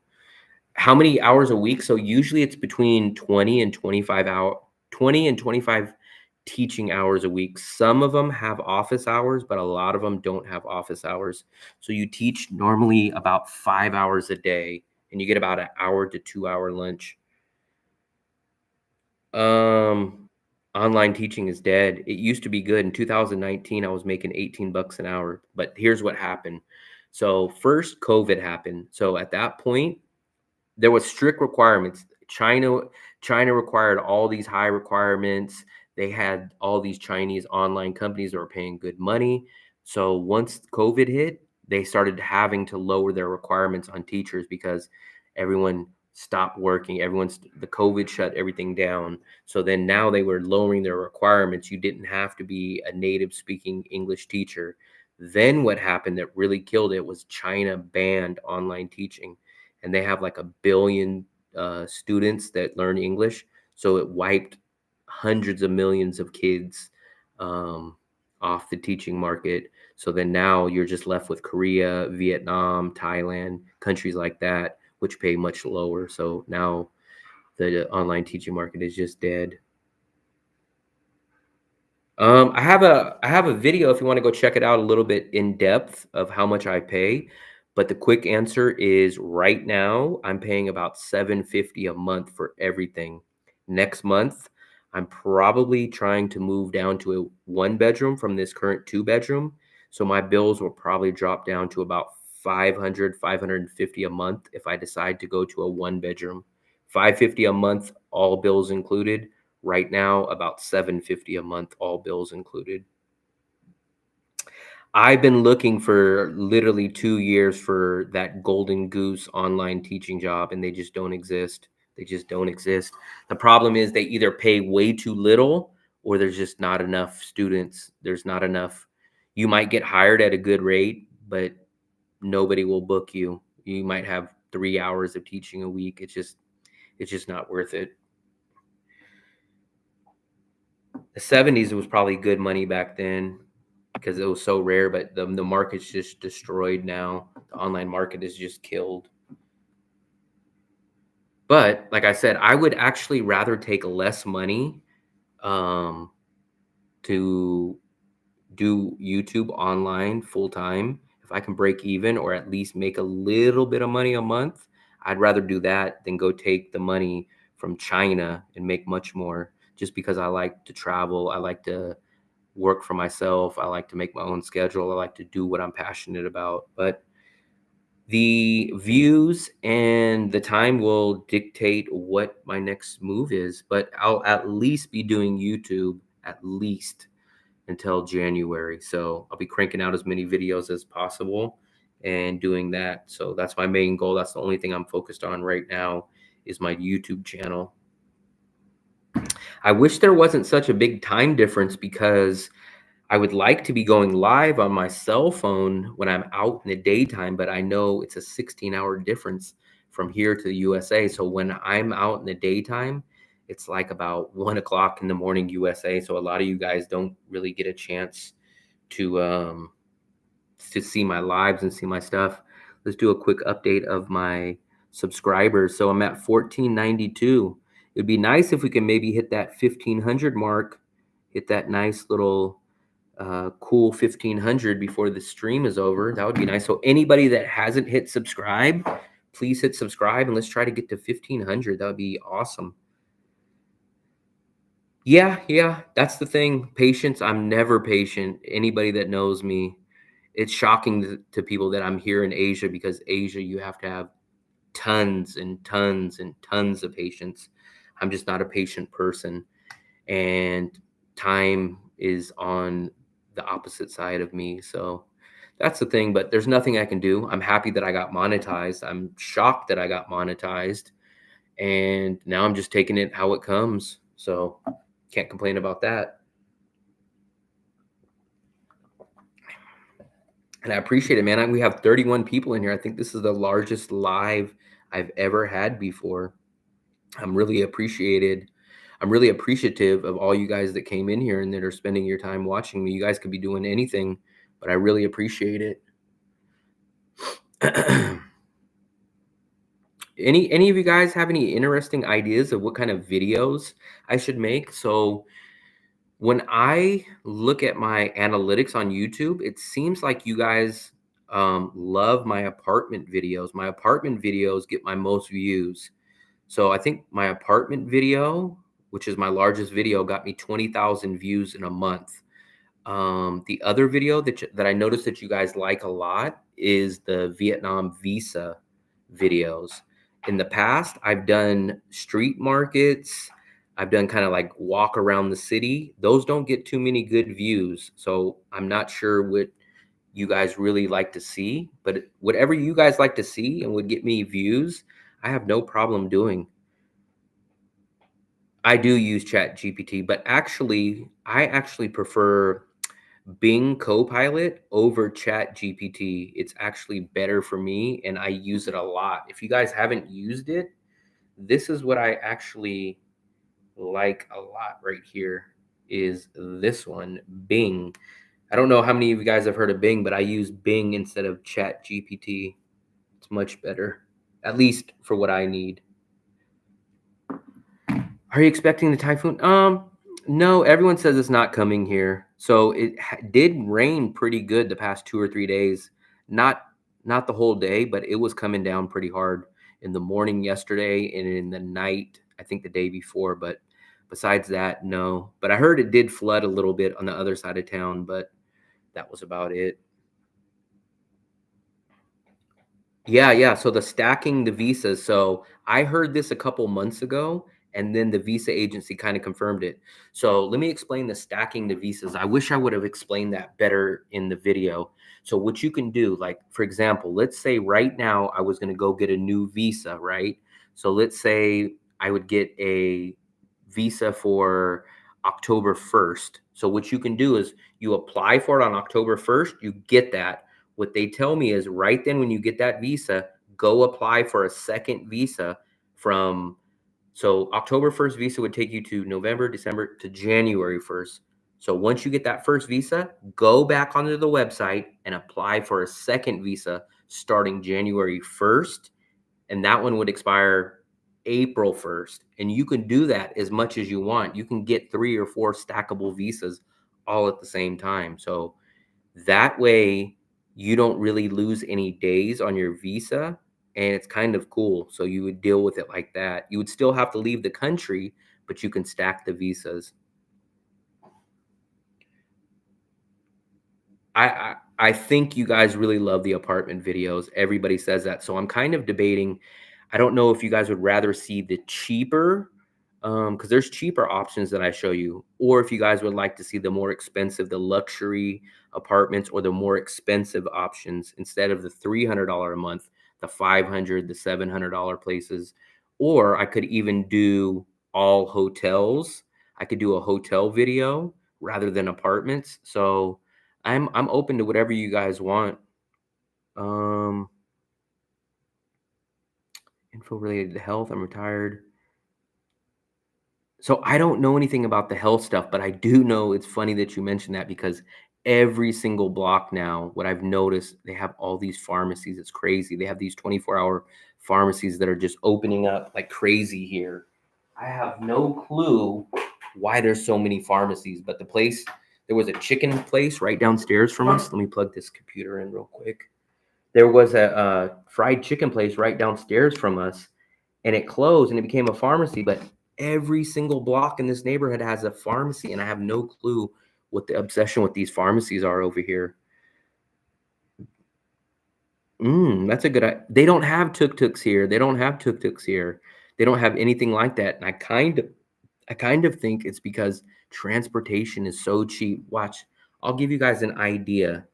So if you guys ever come out to Vietnam, I highly recommend using InDrive rather than using Grab because it's about 40% cheaper. And I'll show you exactly. So it's this app right here. It's called InDrive. You see the green one? And I'll show you, man. This is a great app. This is why I like it. So for example, so you'll go on here and you'll put in your place. So let's put like Da Nang International Airport. So you'll put in the airport, and what it'll do is it'll give you a recommended. So if you see there, it says 60,000, which you can do. This is the difference between InDrive and Grab. So you can go in here, and now you can offer your own fare. And I will usually put it down to something like 50,000.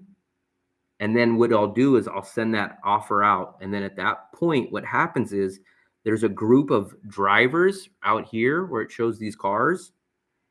You'll see like some of these cars are right here. It'll send that offer out to them and they can either accept it or they can counter offer it.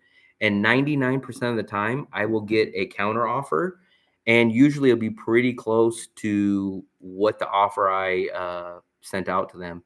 And it's like 40,000. So if you noticed, they were offering 60,000 to get to the airport here. So realistically, you could probably get that ride for about 50 to 55,000. But now watch, I'll show you guys. If I go into Grab for the same drive to the airport, no different. If I put Da Nang International in here,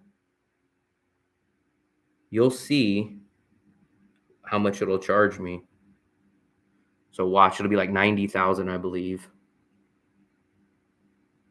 Oh, wow. So it's dark. So right now it's going to charge you more. So look, it charges you 108,000 and you can't negotiate on Grab. So 108,000 compared to the 50 or 60,000 on InDrive. So 50% savings.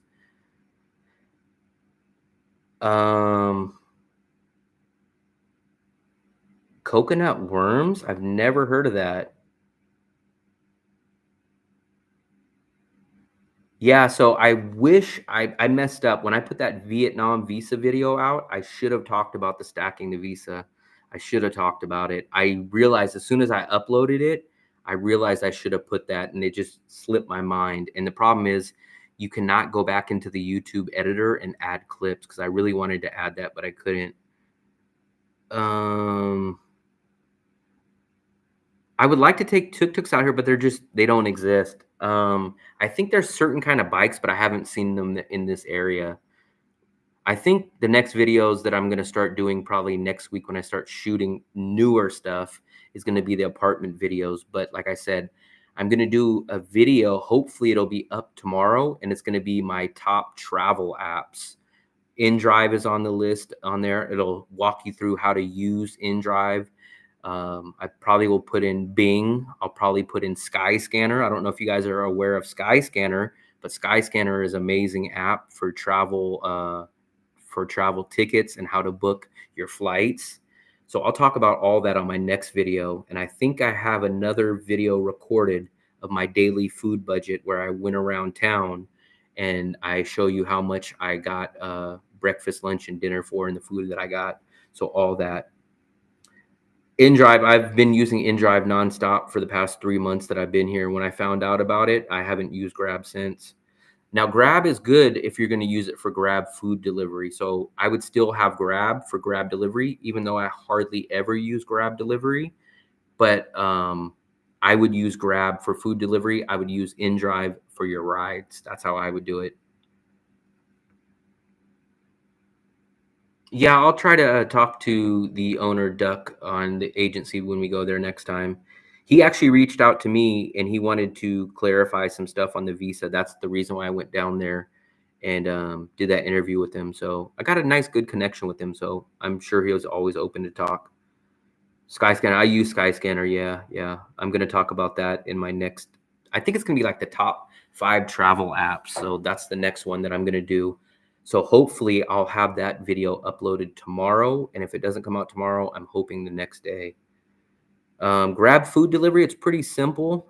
There's not much to talk about it, except for a lot of people don't know. I'll give you guys this little secret about my Grab food. Half the people don't know about this, but let's go in here and let's order some food. I'm not going to really order it, but I will show you where most people miss. So let's say I'm going to order, I don't know, this flan cake. Let's see if this will pick it up. So I'll add this to my basket. This is the little trick. So if you scroll all the way down here, if you'll see, most people don't ever find this, but under your card, you'll see something that says use offers. And if you come in here, you'll see you'll get a discount right here. And what that'll do is you'll click on that discount. Let me go back. You'll click on this discount. Now watch. When you apply it, watch the price. So the price went down 7,000. So you get discounts and I don't pay a subscription fee or anything like that. So that's a cool little feature to know about on Grab app because there's always a discount that you can always apply. So that's another cool little thing too.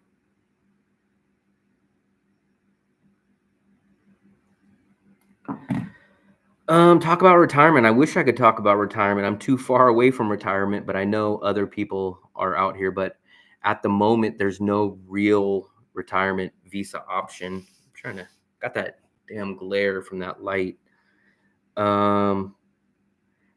Technically, yeah, you can, Eddie. I've been doing it nonstop. Last year, I was here when they only had 30-day visas. So I was leaving the country every 30 days to Bangkok on a flight. I basically did that from April of last year to September. So I did it probably a good 6, 7, 8 months.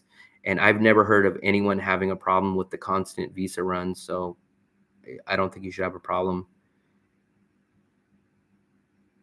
So deliveries are pretty easy here. It's much different. Like literally, all you need to do is provide them with an address.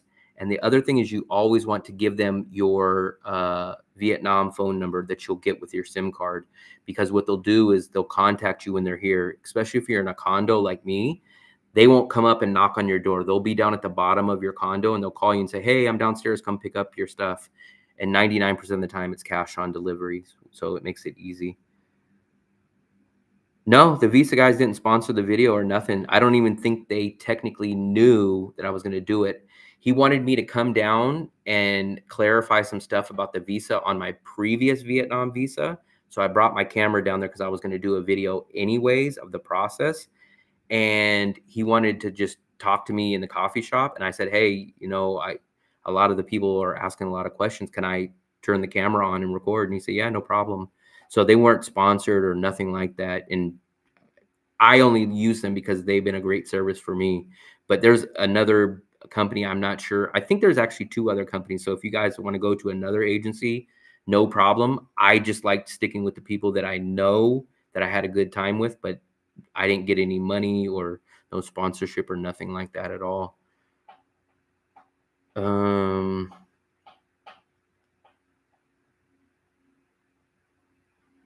The wholesalers, I used to import directly from Thailand and India. I see. Yeah, a lot of that stuff I don't really know about. Just not knowledgeable enough on stuff like that. Let me see. What else do you guys want to know? We did a lot of stuff about visas, a lot of stuff about hotels. I really like making longer videos, but it seems like you guys, or at least my audience, I don't know necessarily individually each one of you guys, but it seems like a lot of people don't watch the longer videos. And I don't really want to make the longer videos if most people aren't going to watch them. But I just like making the longer videos because I have so much video that I shoot and so much information that I like to explain. But I notice a lot of my audience doesn't watch more than 7 or 8 minutes most of the time. At least that's what YouTube's analytics tells me, is that most people only watch like 6 minutes or 5 minutes of my stuff. And I don't want to bore people and everything like that, but we'll see.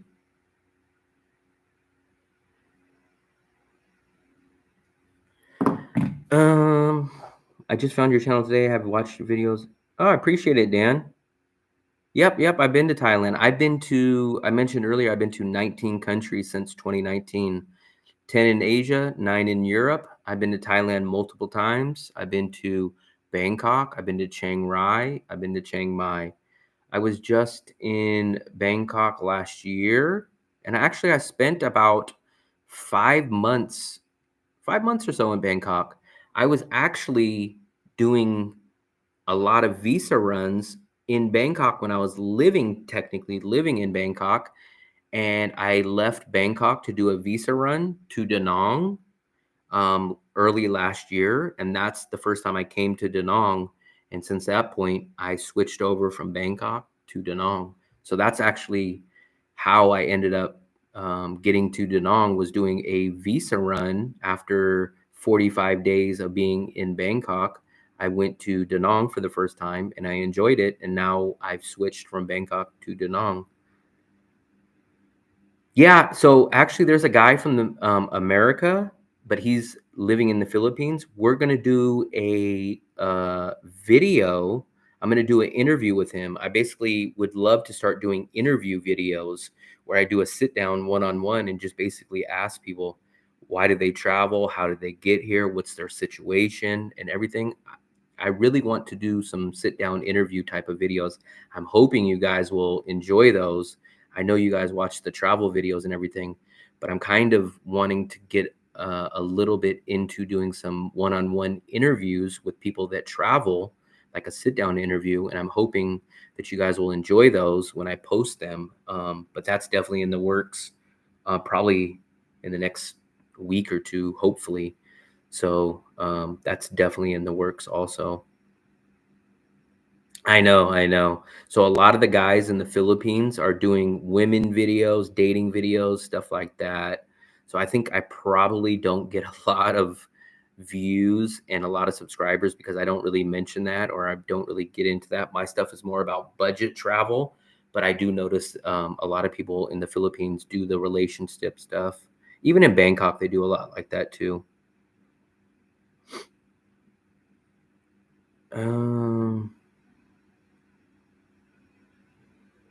Let's see.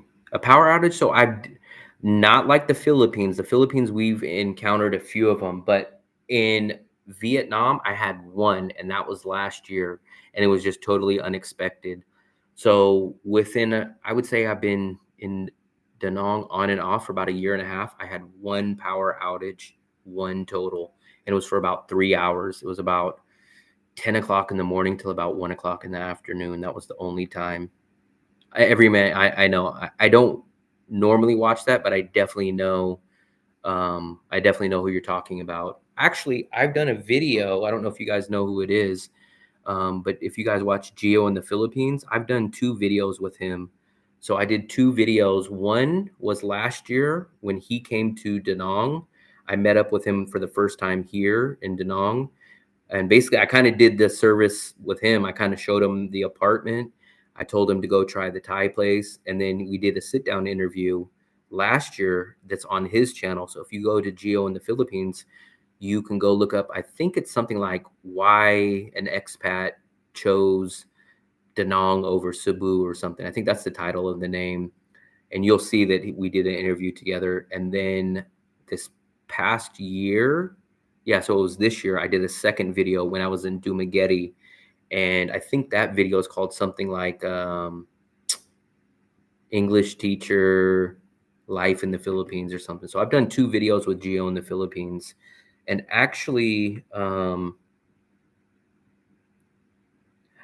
I just don't really know what to tell people about dating advice. So that's why I kind of don't really focus on that.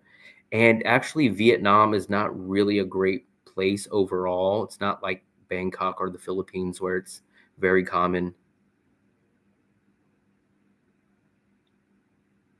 I watch a lot of travel channels. A lot of them are from the Philippines too. I watch Filipina P. I watch Geo in the Philippines. I watch Retired Working from You, who's in Bangkok. Um, who else? I know now I'm on the spot now. I can't remember. Filipina P. Who else? I watch Drew Binsky. I don't know if you guys watch him. There's a ton of people that I watch. Bald and Bankrupt. Um, who else do I watch? Rides for Kicks. Lots of people. They all keep popping in my head the longer the conversation goes.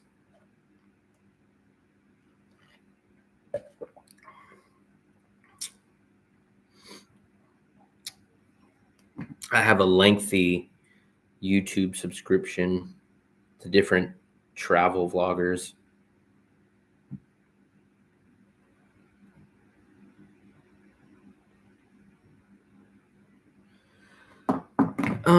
What else do I want to cover? Is there anything else that I kind of missed?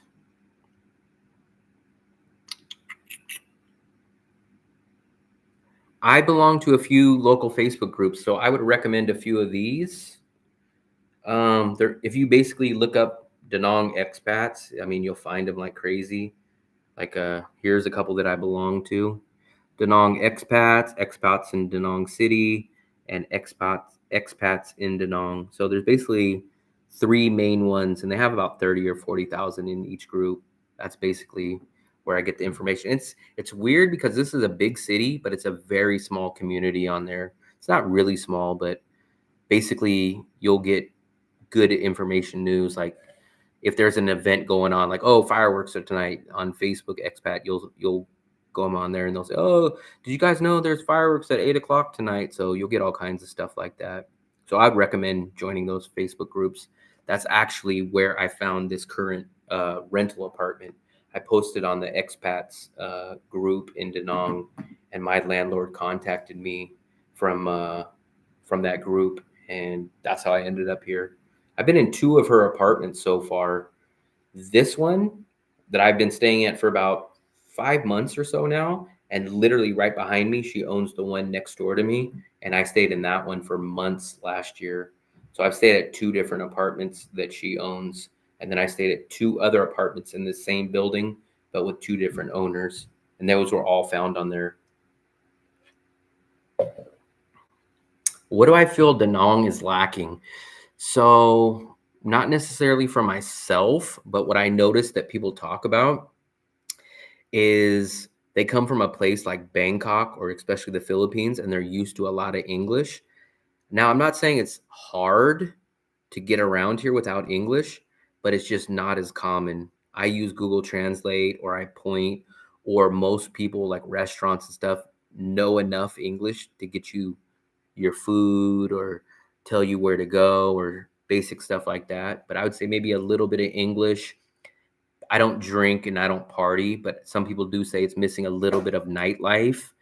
And the two travelers that came in here, they were looking for women. And I think it's kind of hard to date out here with the language barrier and the culture too. So I think those would probably be the biggest things. But what you trade off in that aspect, you definitely make up in cost of living.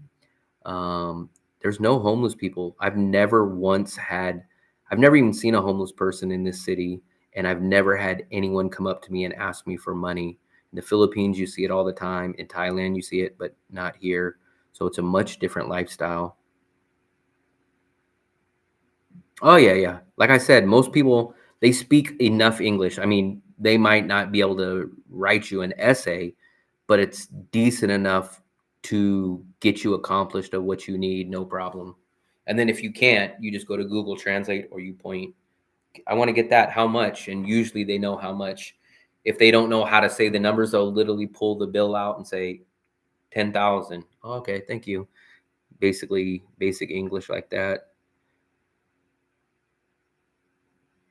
Oh, okay. I've heard something like that. I use Google Translate and I've been using Bing a little bit to translate, but I just don't use it enough. It really hasn't been needed much. Oh, 7-Eleven. Yeah, 7-Eleven. That is a one thing that I would say that I really miss from Bangkok. There's no better 7-Elevens that I've ever been to than in Bangkok. I love 7-Eleven in Bangkok. They had my favorite drinks. They had the nice, fresh, microwaved meals that were good. Everything. There is a 7-Eleven in Vietnam, but there's no 7-Elevens in Da Nang. They have Q Mart, they have Win Mart, they have all these little Korean marts, but there is no 7-Eleven. So I would definitely say 7-Eleven is a little bit something that I wish that they did have. Yeah, I do. So I do watch the Kings when I can, but it's hard because of sports. The sports time difference is so different, and I watch the 49ers. So I have to get up at like 5 or 6 in the morning to watch them. I do watch UFC and boxing almost every week because usually either a boxing event or UFC is on. And usually those can start depending on where they are. Sometimes it's like 2 o'clock in the morning if they're overseas. And if they're in Las Vegas or New York, it's like 7 or 8 o'clock in the morning. So I do get up early to watch that. I love Moon Milk. I just literally went to Moon Milk today. I recommend Moon Milk to everybody. So Moon Milk is great. I don't know if you've noticed, Richard, but the other little benefit of Moon Milk, if you go in there next time, go look. They have discounts all the time, especially if you go to the main branch. You'll see in the refrigerated section or in the bakery section, there'll be a lot of stuff that's 50% off, and you'll see a purple marker and they'll write 50% off. And I get all kinds of things like I've got cheese for 50% off. They have their bread all the time for 50% off. So it's a cool little bonus. And they have enough Western type of stuff there. They have the local stuff and it's cheap. So I actually like going there. Um, Cost of living, I mean, I've never found a better, cheaper city. For what you get, for what you pay for, it's insane. All my dinners, so I'll try to show you some of the stuff that I eat for dinner. My dinners never cost me more than 100,000, and that's like my max, which is like $4. I'm usually paying $3, 250, $3 for a dinner, and I get nice amounts of food. I get good quality sit down restaurant type of food. I just went the other day and I got this. This is one of my favorite places that I go to. And basically, if you guys will see, I get a pork chop, rice, some spring roll, the soup, a fried egg, and this cost me 55. No, I'm sorry, because I got the egg. It cost me 65,000, which is about $2.50. And if you see, you get the pork chop, you'll get the white rice, a fried egg, and you get some spring rolls, and they give you the complimentary soup. And this is one of my more expensive dinners, 65,000. If I go get Western food like Bikini Bottoms, which is like a burger place, a burger and fries, I think that cost me 110, and that'll be about $4. But if you go get banh mi, like a banh mi sandwich, at there's literally 5 or 6 different carts on my block. I'll go get a banh mi and I'll go eat it down at the beach. A banh mi is 20,000, which is 75 cents. Um, yeah, I've heard about those earbuds. I've never used them, but I have heard that those exist, and I heard people talk about them. I love the discounts at Moon Milk too. How are the prices in Vietnam? So that's the one thing that I've noticed in Asia in general. Tech, electronics is not as cheap as it is in the USA. I'm not sure why that is. You would naturally think Asia's cheaper, Asia's closer to China, but tech and electronics are not cheaper out here. Sometimes they're the same price or even more. So that's definitely a thing. If you can get your electronics before you come out to the USA, I would recommend it. Or if you can even have Amazon send you some stuff out here. I know it works from sending from USA to the Philippines. I'm not sure if they send to Vietnam, but tech and electronics is cheaper in general in the USA than out here. Cheap food is crazy out here, man. It's like, and all the food, even if you get cheap food, it's usually freshly made. It's just they'll cook it to order, so you'll get good food, piping hot right there. Um, yeah. So my girlfriend is from the Philippines. She's back in the Philippines right now. She just left last month, but I think she's supposedly coming back maybe in October, November. We'll see. But that's what she did. She's been traveling with me for about, I don't know, on and off a year and some months. But it's much better because you don't have to deal with the brownouts. You don't have to deal with the more expensive visa out there, the smaller rentals, everything. You get the best of the Vietnam lifestyle out here. I've seen some people kicking around a soccer ball, but I haven't really seen anything like that. But I'm sure there is. What I do see down at the beach every single day is people playing volleyball. So I know that's common, but I'm sure there's soccer going on somewhere. Um, I would say electronics for sure are cheaper in the USA. I don't know why, but it's true. Steak restaurant, yeah, there's steak restaurants. I'm trying to think. There's a Brazilian unlimited buffet. I haven't had it, but I've heard some people say it's pretty good. Some people said it's okay, but it's a Brazilian unlimited buffet and it's right down the street. The butcher shop that I go get my meat at, they basically, there's a butcher shop and then they also have a restaurant connected. So you can go there. So there's plenty of steak places, but beef in general is not as cheap as it should be. I pay about the same amount for beef here that I do in the USA. So it's not cheap, but it's not expensive. How long can you actually stay in Vietnam? That I've never heard of anyone having a problem. So you can do as many visa runs as possible. So there's no limit unless the law unless the law changes. Nobody's ran into that problem.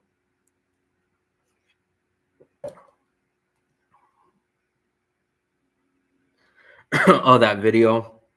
That was back. I think I choked on some air. That was the city of Queen Yon, and that's a carbon copy of the same layout of Da Nang, except for there's no tourists there and there's no Western amenities. But that city was pretty cool. It's cool to go visit, but I don't think I would make it there long term, especially because I thought it would be much cheaper than Da Nang, and it really wasn't. But it's a cool place to go. We took the train there. It's a cool place to go for 3, 4, 5, maybe even a week. Brazilian. Yeah, they have a Brazilian steakhouse down here. So you could technically buy your adapters when you're out here. A lot of these stores sell them, but I have just a standard regular just an adapter. I don't use anything fancy. You can get them at 7-Elevens, you can get them at the convenience stores. There's nothing special that I use. Maybe an extension cord like this. I'll show you guys. So this one has like, I guess it has this power surge in it, just in case the power blows. It has that, but besides that, I don't use anything special.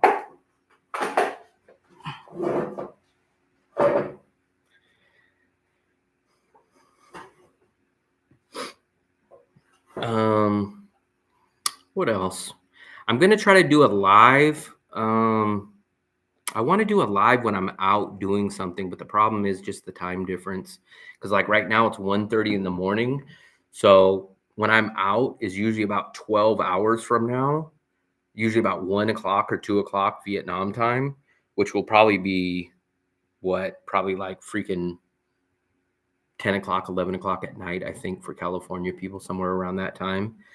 But that's usually when I'm out, is in the afternoon.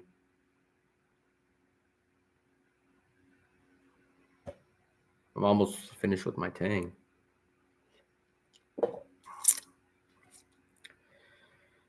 But I'm definitely trying to crank out some more videos, man. I mean, I'm riding the wave of everybody enjoying my channel, and I appreciate it. So I'm trying to get you guys out as much content as possible.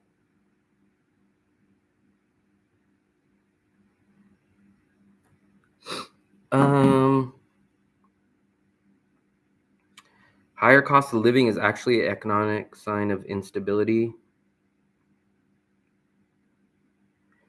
I don't know what it is. Like, I just feel like these other cities in Vietnam are either overpriced or Da Nang is underpriced, or it's just like the whole country, everything is similarly priced. Like these other cities, they're not more expensive. But in my logic is, hey, you guys don't have the same stuff as Da Nang. You don't have the international airport. You don't have the beach. You guys don't have the travel or the tourists. But it doesn't change. It doesn't lower the price of stuff there. Whereas, like if you went to the USA, you go to San Francisco, it's going to be much higher than going to Modesto or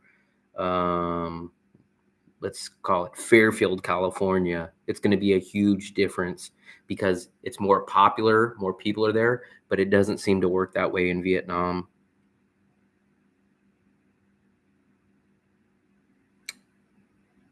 I don't know about if you can bring pocket knives, but I actually have Ziploc bags. So that's a good thing. I brought a Costco size box of Ziploc bags because I got them for so cheap, and I know I use them for stuff. Sometimes I cook and I marinate, so I use that, or I have leftovers. So I brought that because you probably won't find those at a cheap price, and you probably won't find a big quality bulk size like that. So I did bring those.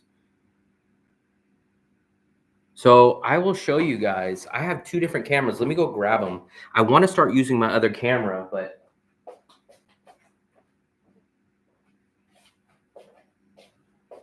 so this is my first camera, which I'm sure you guys all know this one. So this is basically my GoPro setup. I have a handle that I connect it to here. This is my wireless mic, my Rode. And basically I'll carry this on a tripod, a little handheld tripod. And then I'll have my wireless mic. You guys will probably see it on my shirt. This is the camera that I use 99% of the time. The other camera that I would really like to use, but it does have some flaws. I'll show you.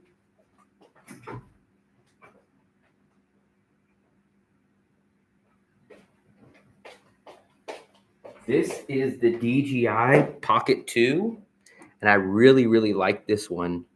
It's much more smaller and compact, but the problem is there's no interchangeable battery, so I would have to bring a power bank, but it's much smaller, it's much more convenient, and it only, as far as I know, I don't know how to hook it up to the Rode wireless microphones.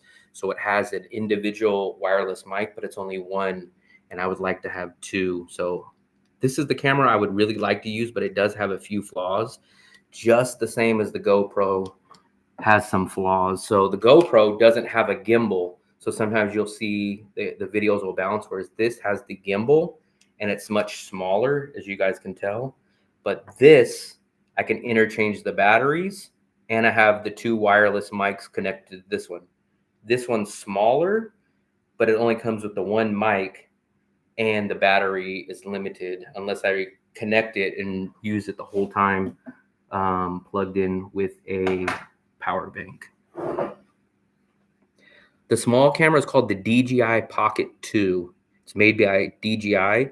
They have a Pocket 1, they have a Pocket 2, and the Pocket 3 just came out maybe 3 or 4 months ago. I'm happy with the Pocket 2, but you can go to the Pocket 3, which is the bigger, more popular one now, and it's a little bit more expensive. Blue collar, Kern County. Okay, I see.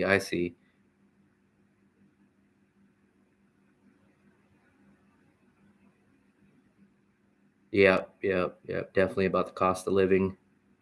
So I left the USA for multiple reasons. So for one, obviously price. So for me to realistically survive in the USA, just to pay my bills, was $2,500 a month at least. There's lots of crime in the Bay Area. There's lots of crap going on there. So crime, cost of living was one of the biggest things. So those two things. I come to Da Nang, I spend $750 maximum. Probably could even get that down to $500 a month. So I'm spending let's just call it 14, 21. So I get 3 months in Da Nang for the price of 1 month in the Bay Area. So cost of living is huge. Second, I just love the lifestyle. I literally do what I want out here. I don't have to worry about crime. I can go down to the ATM machine at 2 o'clock in the morning, get money out, no problem. I love to travel. I love to go to different places. I will say that I miss two things about the USA. So I do miss a lot of food in the USA, a lot of food that you can't really get out here. Mexican food, tacos, taco trucks, burritos. I miss good pizza. I miss good burgers. I miss a lot of food in the USA. And the other thing that I really miss is I love driving in the USA. I've always been someone that loves to just get on the freeway and drive, or go drive and turn up a podcast or turn on music. So I do miss those two things from the USA.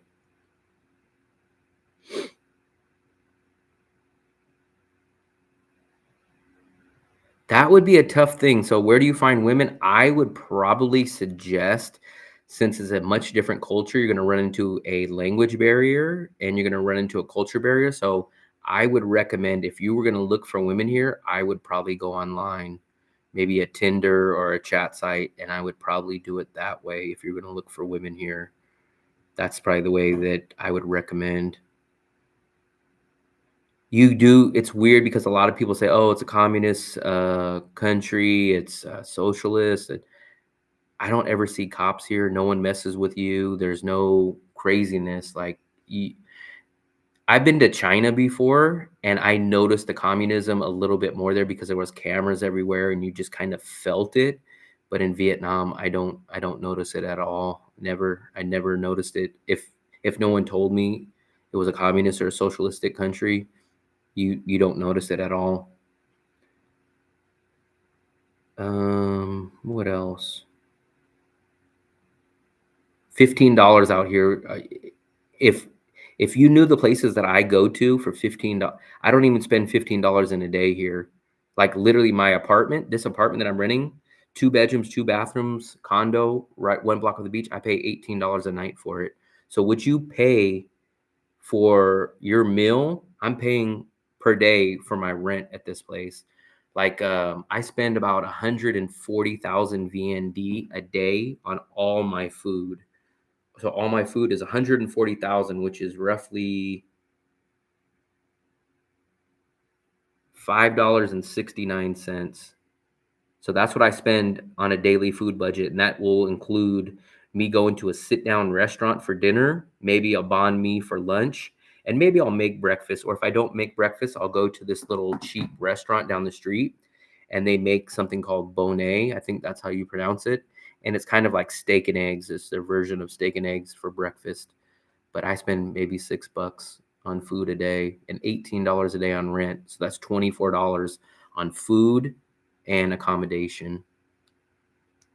So safety, money, cost of living, and being able to travel, it's a no-brainer why I left the USA.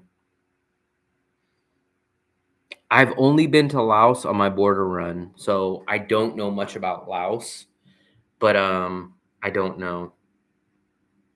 I'm going to be going back to Laos next month again on that border run, but I was only there in the little border city or whatever you want to call it, the border zone. I wanted to go to Cambodia because I've heard some stuff about it, but then a lot of people told me it's actually not as cheap as Vietnam, which everyone thinks it is. Everyone thinks it's cheaper than Vietnam, but it's actually not, and you just don't get your value there. So actually, I don't honestly know where my next new country that I'm going is. I would love to make money on YouTube and go maybe travel on a quick trip to another country. I don't even know where I would go to a new country. I would guess, if I had to guess off the top of my head, what would be the next new country that I've never been to in Asia, I would probably say Malaysia. I hear good things about Malaysia, but I never really consider it because it's not really cheap, but people tell me it's cheaper than I thought.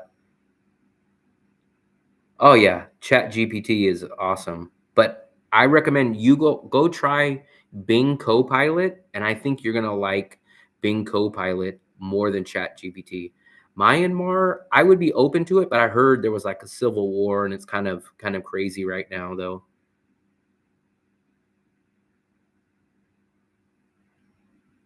Yeah, yeah.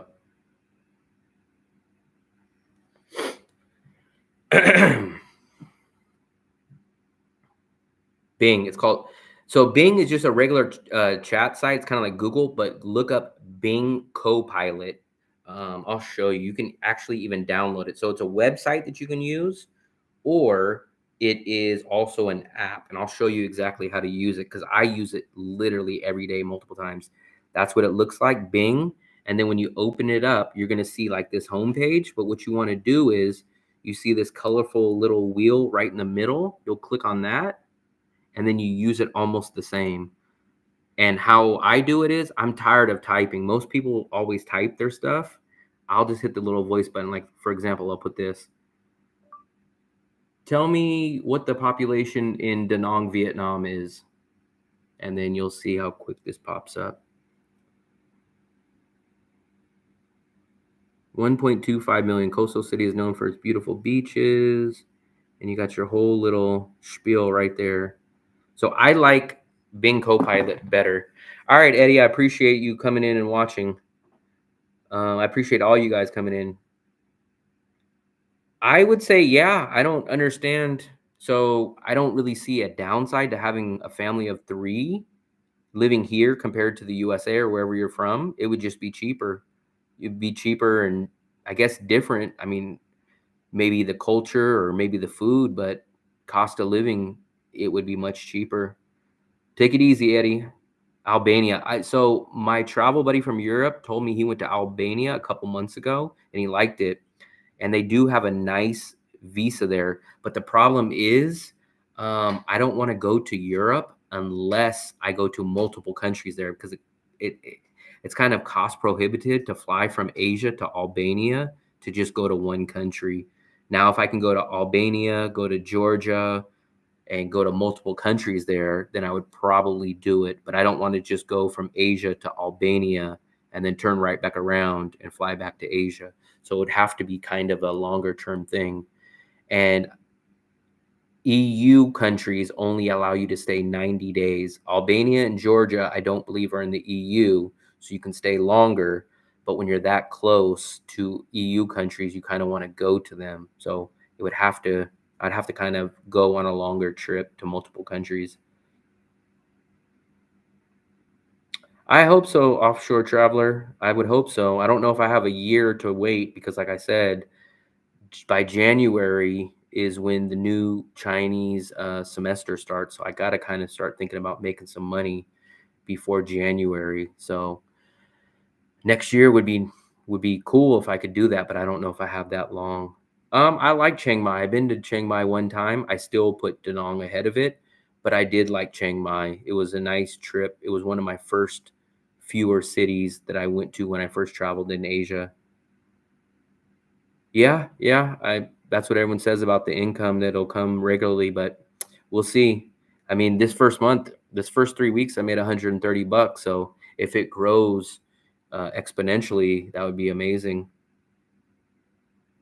I think it is. I think Bing is also powered by Chat GPT. I just find it works better. I think you just download the Bing app. I think you just download the Bing app itself. So I think you just download the Bing app, and then once you download that, I think it's the feature inside Bing. So I would download Bing app, and then it's right here in this middle section. It's this colorful, like rainbow color type of wheel. So I think you download the Bing app, and then once you download that, you'll just click on this middle wheel that's called Copilot. It says Copilot at the bottom. Um, yeah. I mean, like I said, I've grown, I think it was like 700 subscribers in the past 30 days or so. So I've grown tremendously and I really appreciate it. Now I just need to start getting consistent views on my videos. So basically, how it works, I'll give you guys the inside scoop of how YouTube works. So basically, there is something called a CPM, and a CPM is basically, I guess you would call it your hour. In job terms, it would be your hourly pay. Your CPM is your pay rate, what they pay you per 1,000 views. So every 1,000 views, you have a CPM. So my CPM has been fluctuating from like $3 to $5 per 1,000 view. So if I get 1,000 views on a video, I get $5. So if I got 2,000 views, I would get $10. So it works that way. Um, so basically, now I messed my train of thinking up. But so I think realistically, for me to start breaking even on my bills every month, I need to get about 5 to 6,000 views per day to break even. And I'm getting roughly on a good day, I'm getting about 2,000 to maybe 3,000 views a day on a good day. So I'm getting 40 to 50% there. Check out, yeah, if you checked out that, see, there'll be a Copilot button in the middle. I would use that. Try that out for a few days. Maybe you'll like Chat GPT better, but I really like Bing Copilot better. And actually, sometimes you might have to sign up for it. They won't charge you, but just register your email and you'll get more responses. Because at a certain point, like on the free version, they only give you maybe like 10 conversations or 20. But if you sign up, with an email and you log in, you get more conversations. I've never heard of Gab. I've never heard of that one. But so the rate, I'm trying to get like 6,000 views a day. And that's kind of a reason why I'm cranking out a lot of videos. Because if I have 5, 6 videos out a week, I could just maybe get 1,000 views on this video, 1,000 views on this video, 1,000 views. And that's kind of my thinking, is getting those constant views, stacking them up on different videos still gets me to that 6,000 mark. And then once I get to that point, my ultimate goal would be to make enough money where I can save up, or where I can even travel and go do like people like, who travels like that? Ken Abroad. I don't know if you guys watch Ken Abroad or Travel with Chris. He's always bouncing in and out of Bangkok. He's got to be making good money.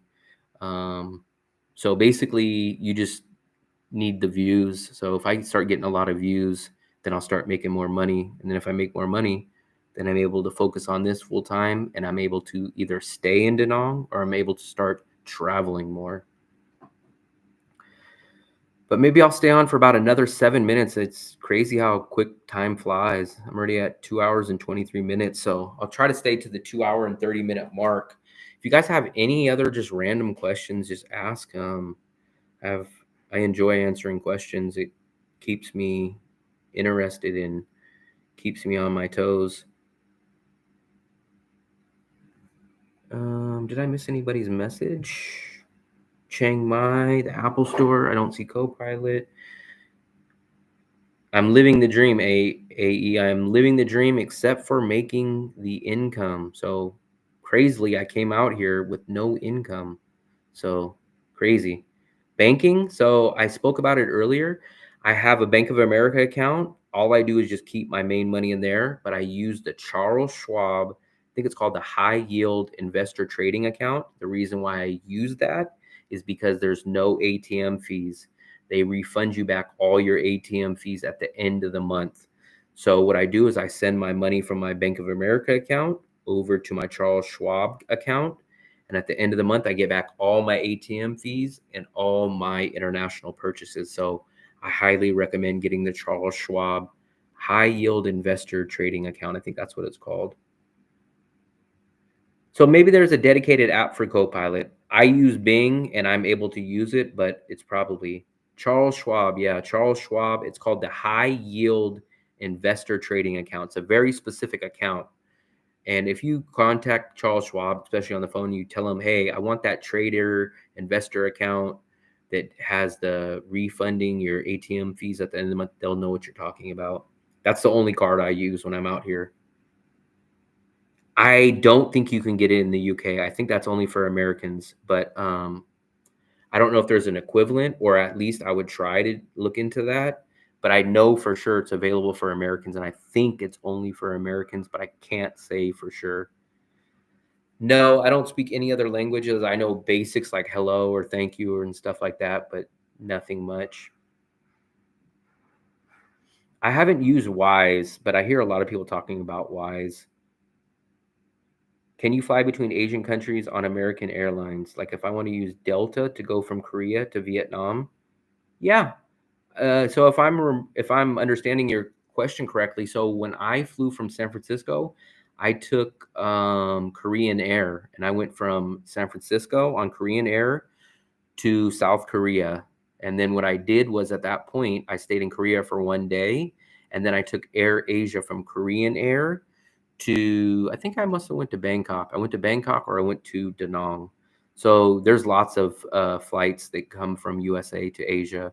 I've taken Asiana from Vietnam to USA. I've taken Korean Airline. I've taken United Airlines from USA to China. I've taken all kinds of airlines. I'm not sure about the local currency, but I wouldn't doubt it. There's lots of benefits from that card, so I highly recommend anybody that wants to travel to get that card. It's the best card to use when traveling.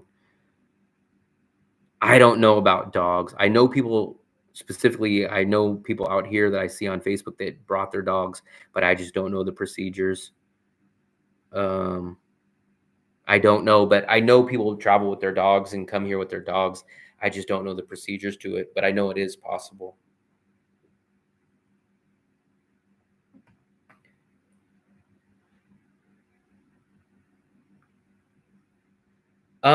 So I don't mind it. The reason why I don't mind it is because for me, I would probably never realistically only stay 45 days.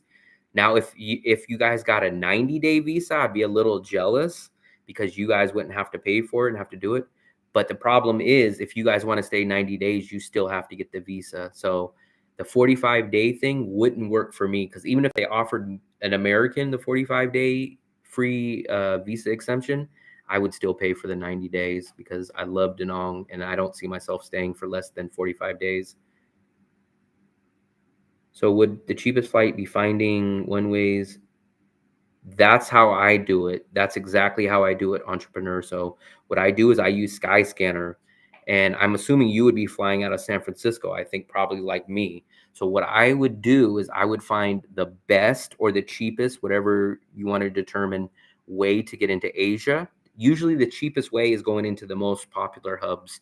So I would fly from San Francisco to either Hong Kong, South Korea, or Bangkok. Those are usually going to be your three cheapest hubs, or sometimes Manila.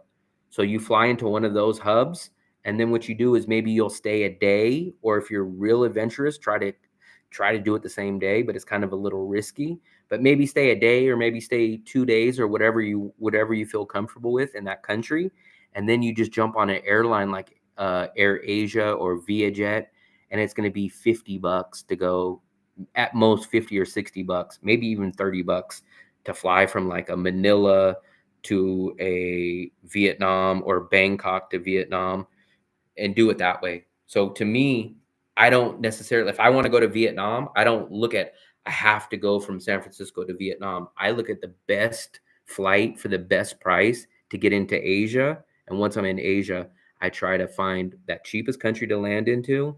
And then I'll fly a domestic flight like a Air Asia or a Vietjet or Cebu Pacific into the actual real country that I want to go to. That's a good way to save some money. Bangkok is usually the cheapest, but I've been noticing over the past year, South Korea has also been popping up a lot. And actually, this past time, my cheapest flight that I found was landing in Manila. So when I came here in February, I took a flight from San Francisco to Manila. That was the cheapest flight for me. That's why I stayed in the Philippines for 2 months from February to I think the beginning of April. So that's the way that I would do it. And back in 2019, I got a round trip ticket. This is how cheap flights were back in 2019. I got a round trip ticket from San Francisco to Hong Kong for 380 bucks round trip, but those prices disappeared. That was the first time I ever traveled real time internationally, and the prices were so cheap. I got a one-way ticket in 2019 from San Francisco to London. One way was 160 bucks.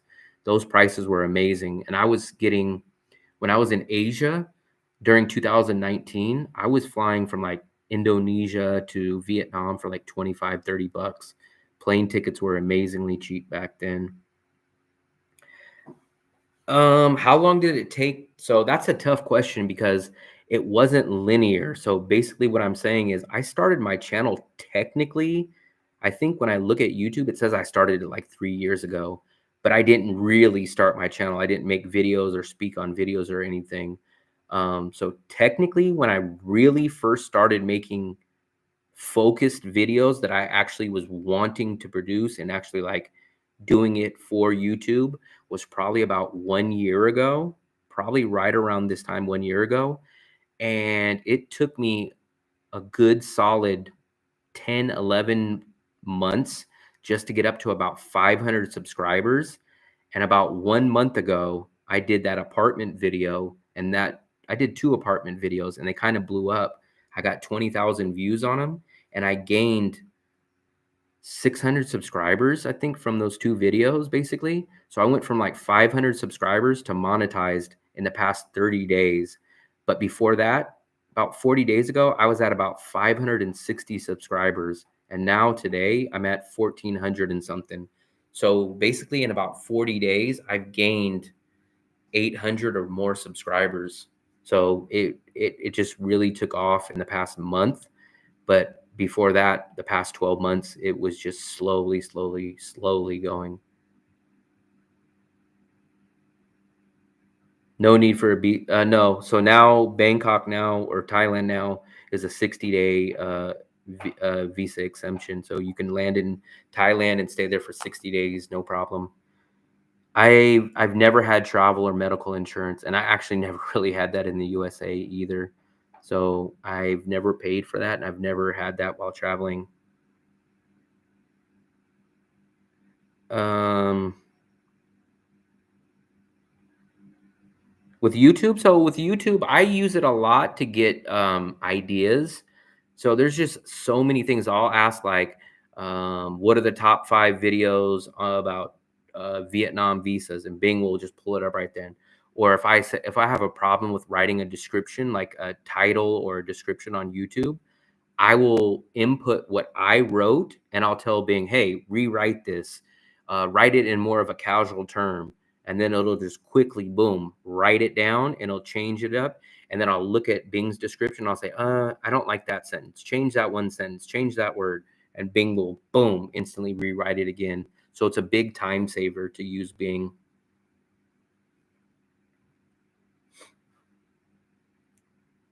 Big time saver. It's basically it's almost like having an AI secretary that knows everything. I use it as a secretary. I tell it, "Hey, give me this idea. Hey, tell me this, like anything. Like if someone was like, I'll look up anything. Instead of Google, I use it. So if someone's like, hey, how old can you teach English in China for? I'll literally ask Bing, how old? And then it'll tell me. I use it like that. And then I'll always usually have follow-up questions for it. I'll even give it situations. Like I've asked it, um, I love doing it for what would you call it? Like scenarios. So I asked it the other day. I said, I have 1,400 followers. I've gained 600 in the past month. And I put something like, at this rate, related this on this and this amount of time frame. So by December 27th, you should have 3,000 views or 3,000 subscribers. So it tells you everything. It tells you everything. So that's what I really like about Bing.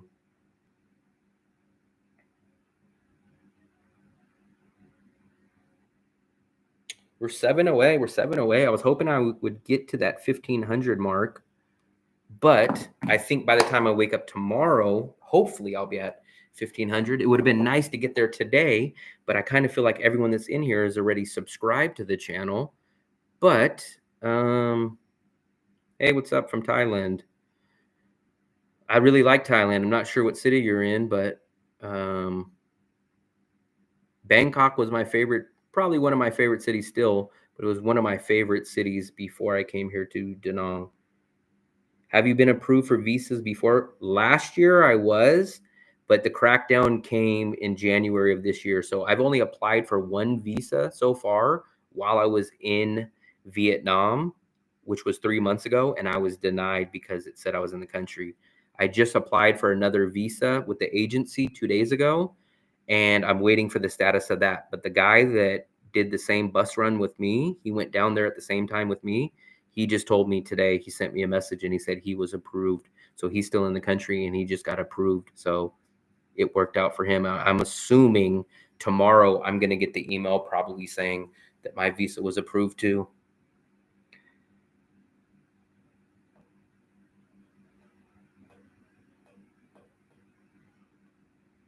Yeah, I know. So,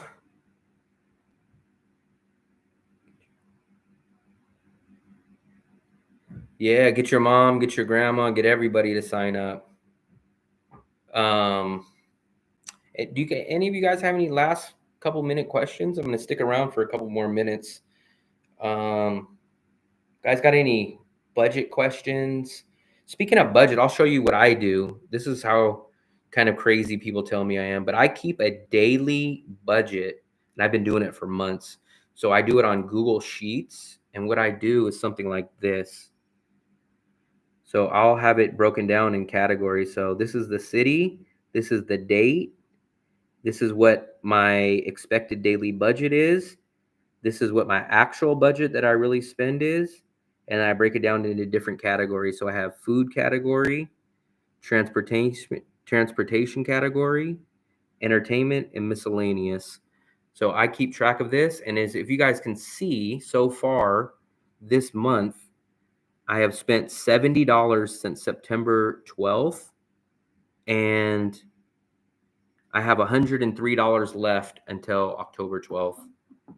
That's my budget. And I figure I'm still going to be on pace. I don't think I'm going to go over. So just think about that. I have what, 12, I have about 20 days left and I have about $105 left to spend.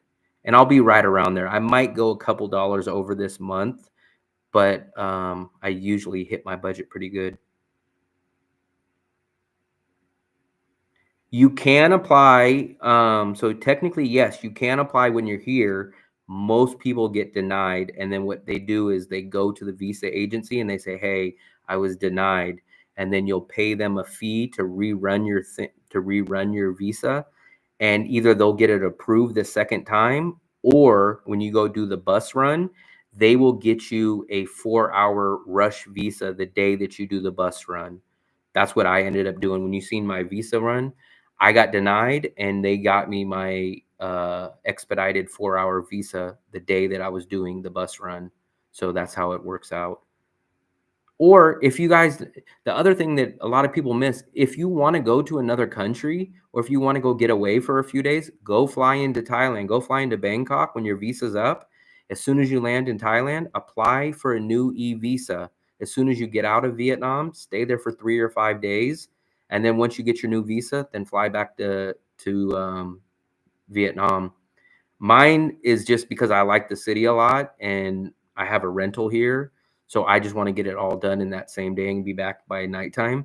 But if you guys want to leave the country and go explore another place, Bangkok's only an hour and 20-minute flight away. And you would just wait out there for 3 to 5 days till your new visa gets approved. My budget is pretty good, but actually I'm actually looking to drop that down from 750 a month to 550 a month because actually my budget, my rent is 70% of my budget. So I spend $530 a month on my rent and my electricity, and my total budget is 750 a month. So 530 out of that 750 is my rent. Next month, I'm probably going to go down to a 1 bedroom in the same building, hopefully. And that'll get me down to about $550 or maybe $500 a month for everything total. So my goal is to get down to around $500 a month living here, all expenses.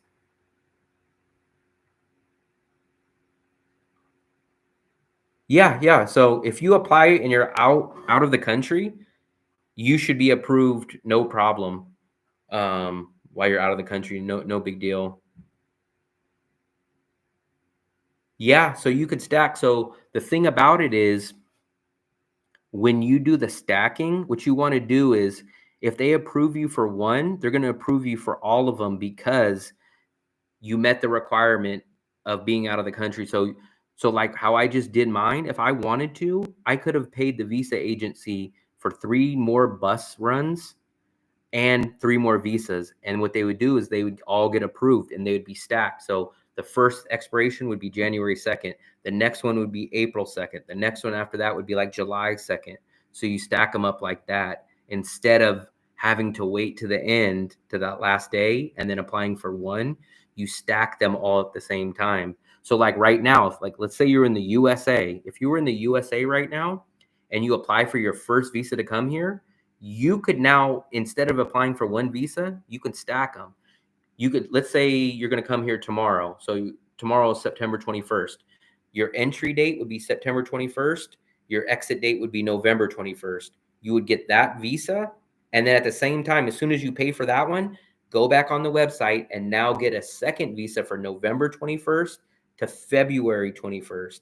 And then as soon as you're done doing that one, apply for one for February 21st to May 21st. And those will all get approved at the same time. And now your visas are all done and all taken care of. The only thing you need to do is by that date, each one of those dates, you need to leave the country, get your stamp, and come right back. Yeah. So another thing, if you guys are worried about contacting things and having like your bank authorization, like if you ever have problems, I would recommend getting Google Voice while you're in the USA.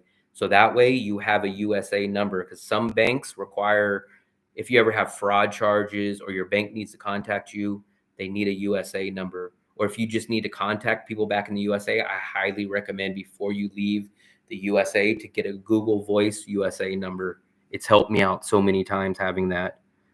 Only country I've been to is United States and the Philippines. I've been to both, but I'm from the USA, so I've been to the USA.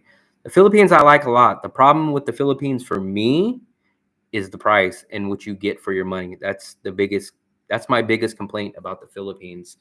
If the Philippines was the same price as Da Nang, I would like the Philippines a lot more, but it still would lose out in quality of infrastructure, internet, but it would win out in English. It would win out in many other aspects.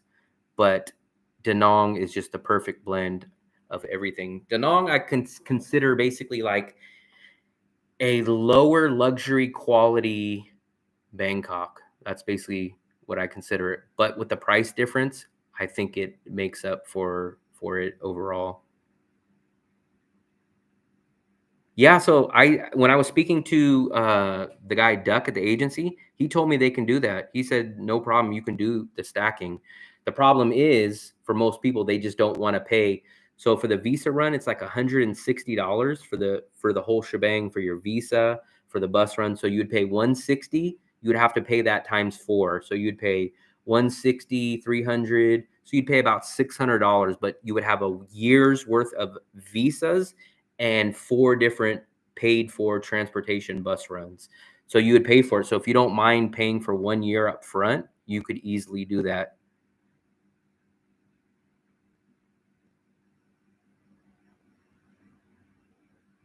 Oh yeah, for what you get in the Philippines, for what you can get in Thailand or Vietnam, it's crazy.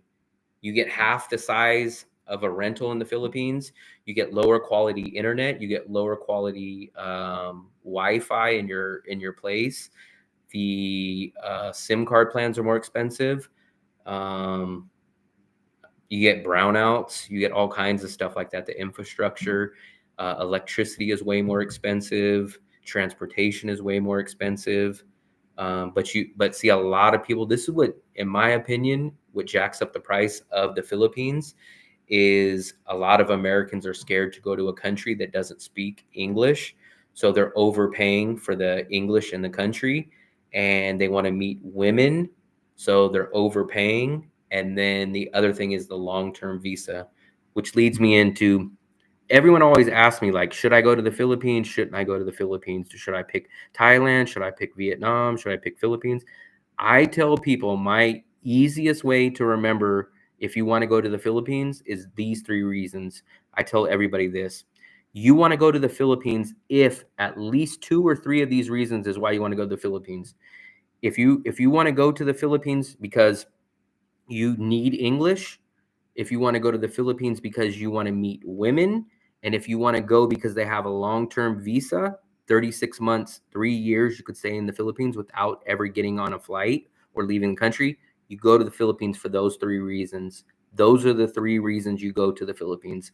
But if you're going to the Philippines because you think it's cheap, that's wrong. If you're going to the Philippines because you think you're going to live a luxurious life cheap, wrong. If you think you're going to the Philippines because they have great internet or great technology, wrong. So you go to the Philippines because of women, long-term visa, and the English. That's why you choose the Philippines. You choose Thailand if you want more luxurious than Vietnam. If you want more of the party atmosphere, if you like the transportation of like the BTS, the train, the stuff like that, and more English than Vietnam, you choose Thailand. You choose Vietnam because you like the low cost of living. You like, and also on Thailand's aspect, I would say Thailand edges out a little bit over Vietnam by food as well. But if you want a cheaper version of Thailand, you come to Vietnam. You get the better cost of living. You get almost the same technology. Internet works good here. SIM card works good here. You get much better infrastructure than the Philippines, but maybe slightly lower food quality or foods and slightly lower infrastructure than Thailand, but you save a lot of money on it. Yes, $600, and that would include your 4 visa runs, your 4 bus runs, and your visas. Because you forget the visas only $25 for 3 months. So $25, 50, 75, 100. You only need 4 visas in a year. So your visa cost is literally $100. The bus run each time is like 100. So if you do it 4 times, you're spending about 400 and something dollars for the bus run itself, and you're spending about $100 a year for the visa itself. Dating is harder. Dating's going to be hard. That's why I said if people say I need English and I need women, I tell them go to the Philippines. That's your choice. But you are going to lose out on quality. You're going to lose out on amenities. You're going to probably have the lower of 3 better foods in the Philippines. I would probably say Thailand's better than Vietnam's food by a little bit. And then Vietnam's food is better than the Philippines food, and Thailand food is better. So you're going to give up a lot of quality and Western amenities and food and you're going to have brownouts going to the Philippines. So you better be going to the Philippines for that long visa, which I said you could stay in the Philippines for 3 years without ever getting on a flight and leaving the country. You better be going there for the English, and you better be going there for the women. That's the reason you go to the Philippines. But don't think the Philippines is cheap and you're going to have this great technology and you're going to have great transportation and everything's going to be cheap. That's just the wrong idea of the Philippines. And if you want to, even if it's extremely hard to go to a beach city. So if you go to a beach city in the Philippines, you're most likely out in the rural part of the Philippines. There's no real beach cities in a popular big city in the Philippines. Maybe Boracay, but it's very expensive. Not very expensive, but it's twice as much as Da Nang, and it's probably even more expensive than Bangkok to live in Boracay. So that's why you would go to the Philippines. That's my opinion. No exit ticket. So I've never needed an exit ticket here in Vietnam. They half the time they don't even look at my visa. I'm sure it's on the computer, but no exit visa. They don't ask me for anything. They ask me for my passport, and within 45 seconds to a minute, they pass me along.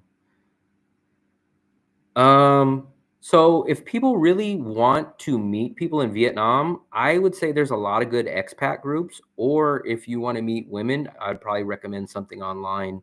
Get a chat site online to meet women here, or um, join the expat groups. That's what I would say. In the Philippines, you're not guaranteed to get. I've heard that. I heard the visa is starting to crack down in the Philippines, which is only going to hurt the tourist in the Philippines, which might drive a lot of people out of the Philippines to Vietnam. But the Philippines is just shooting themselves in the foot. I've been saying that for a long time. I mean, what you get, the only reason realistically the Philippines is the only reason why people are going there is because of the women and the English. I mean, if they ever get rid of that long-term visa, it's going to really, really cut down on their tourist stuff. I mean, if the Philippines didn't speak English, the Philippines would not be popular at all with especially with American tourists. They're just very lucky that the Philippines speaks English.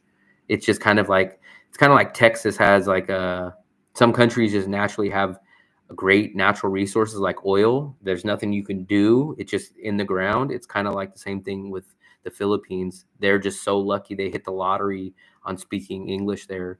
Because if Malaysia or if Indonesia would have spoke as much English as the Philippines, people would go to Indonesia over the Philippines.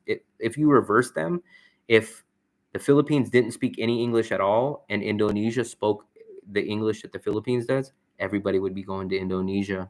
A lot of Americans are just scared of the American not having English.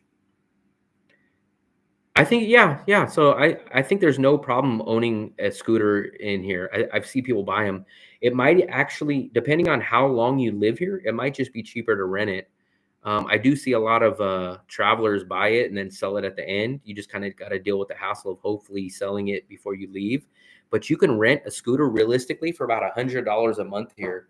I've seen some people even say 80 or 90 bucks a month that they rent a scooter here, but it's right around $100 to rent. Did I miss anybody's stuff?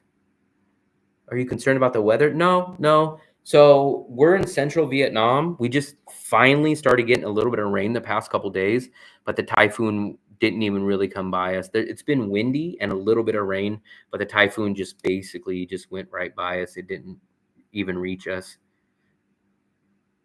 The Philippines is just shooting themselves in the foot. Like, I don't understand. Like, the Philippines just thinks of themselves as like this arrogant high school prom queen. I don't understand. Like, literally, they don't understand that English is the reason that's keeping their tourism open, in my opinion, because you don't. If go see what you get tiny little rentals. The internet sucks. The food is not as good of quality. You don't get your bang for your buck in the Philippines, and they keep raising prices and cutting down these tourist visas. It's like they think that like it's just like an amazing country like for all the stuff, and they don't realize that a lot of people are going there just for the English and for the women.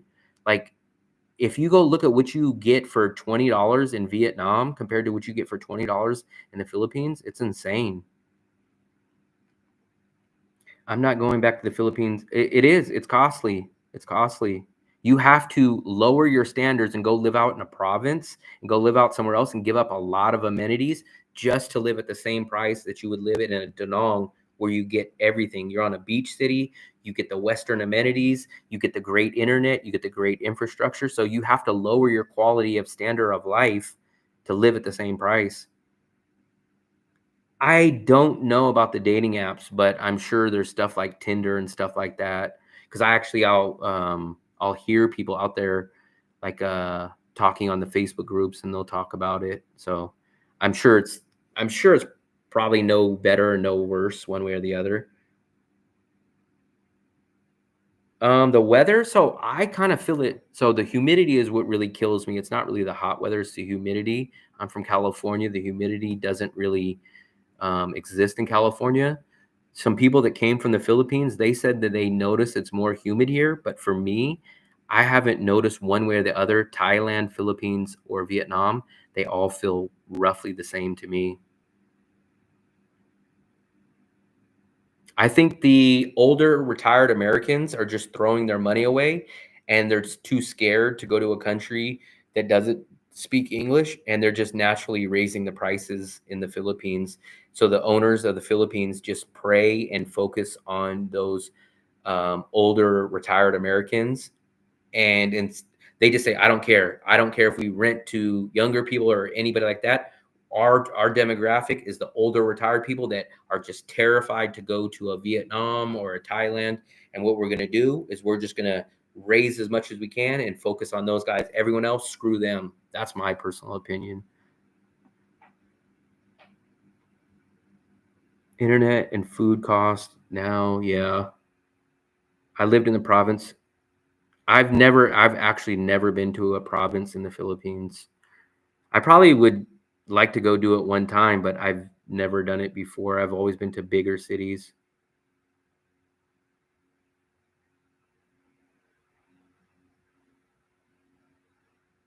But see, that's the problem. It's like you will literally go pay more money to live in the Philippines than you would in Bangkok. And that's crazy to me because in Bangkok, you have great transportation, you have great internet, you will have a much better condo, you'll have much better food. But yet, somehow in the Philippines, you pay more. You pay more and you get less. That's the reason why I can't imagine that. I mean, my opinion is my opinion. It's just based on me being in all these places. And I mean, I'm an analyzer and I try to figure out why things are. And that's just my 100% take on it. 2K a month. Yeah. See, I could probably squeeze by somehow because of my budgeting. I could live in the USA in some cities for 2,000 a month. So imagine flying 7,000 miles across the world to live for the same price as California in the Bay Area, to live at the same price as the Philippines. That's crazy. I honestly, I couldn't even spend $2,000 a month in Da Nang. I honestly couldn't. I don't even know how I would spend 1,000 a month. Like I'm spending 750 now, and that's with a 2 bedroom, 2 bathroom. I would still have to spend another $250. I would have to spend double my food budget a month just to equal $1,000. Like I don't even know how I would spend $1,000 a month in Da Nang. I honestly couldn't tell you how I would do that. Whereas in the Philippines, it's easy to spend for me $1,300 to $1,500 easy. And in Thailand, I can live off maybe $1,100. I've never really spoke to Vietnamese women besides restaurant owners and like places like that. But all the ones that I ran into, we have a restaurant lady that we go to. She speaks good enough English. Um, I honestly don't know where you would find women. I would guess online or go down to the pubs and the bars. And this area, the An Thuong area, would probably be the best since that's where kind of all the entertainment is. Um, I would I when I think of provinces, I don't think of Bacolod or Dumaguete because Dumaguete and Bacolod were like 500,000, which is a big city to me. When I think of the province, I think of where it's like where they have farms and it's out in the middle of nowhere and like there's nothing out there. Yeah, I think the Philippines just focus on that old American dollar that they know that these guys are old.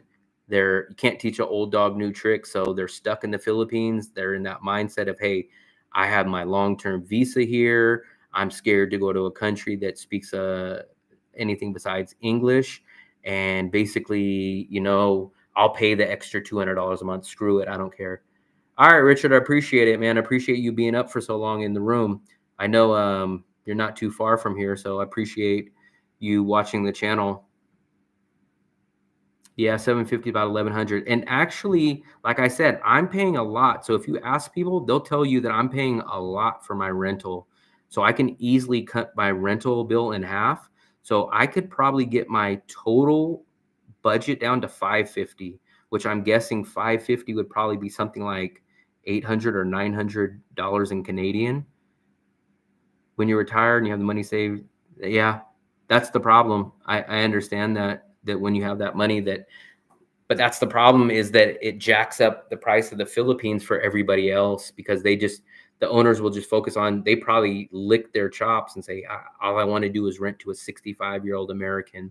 I know he's going to overpay. I know he's going to do this. And it jacks up the price for everyone else.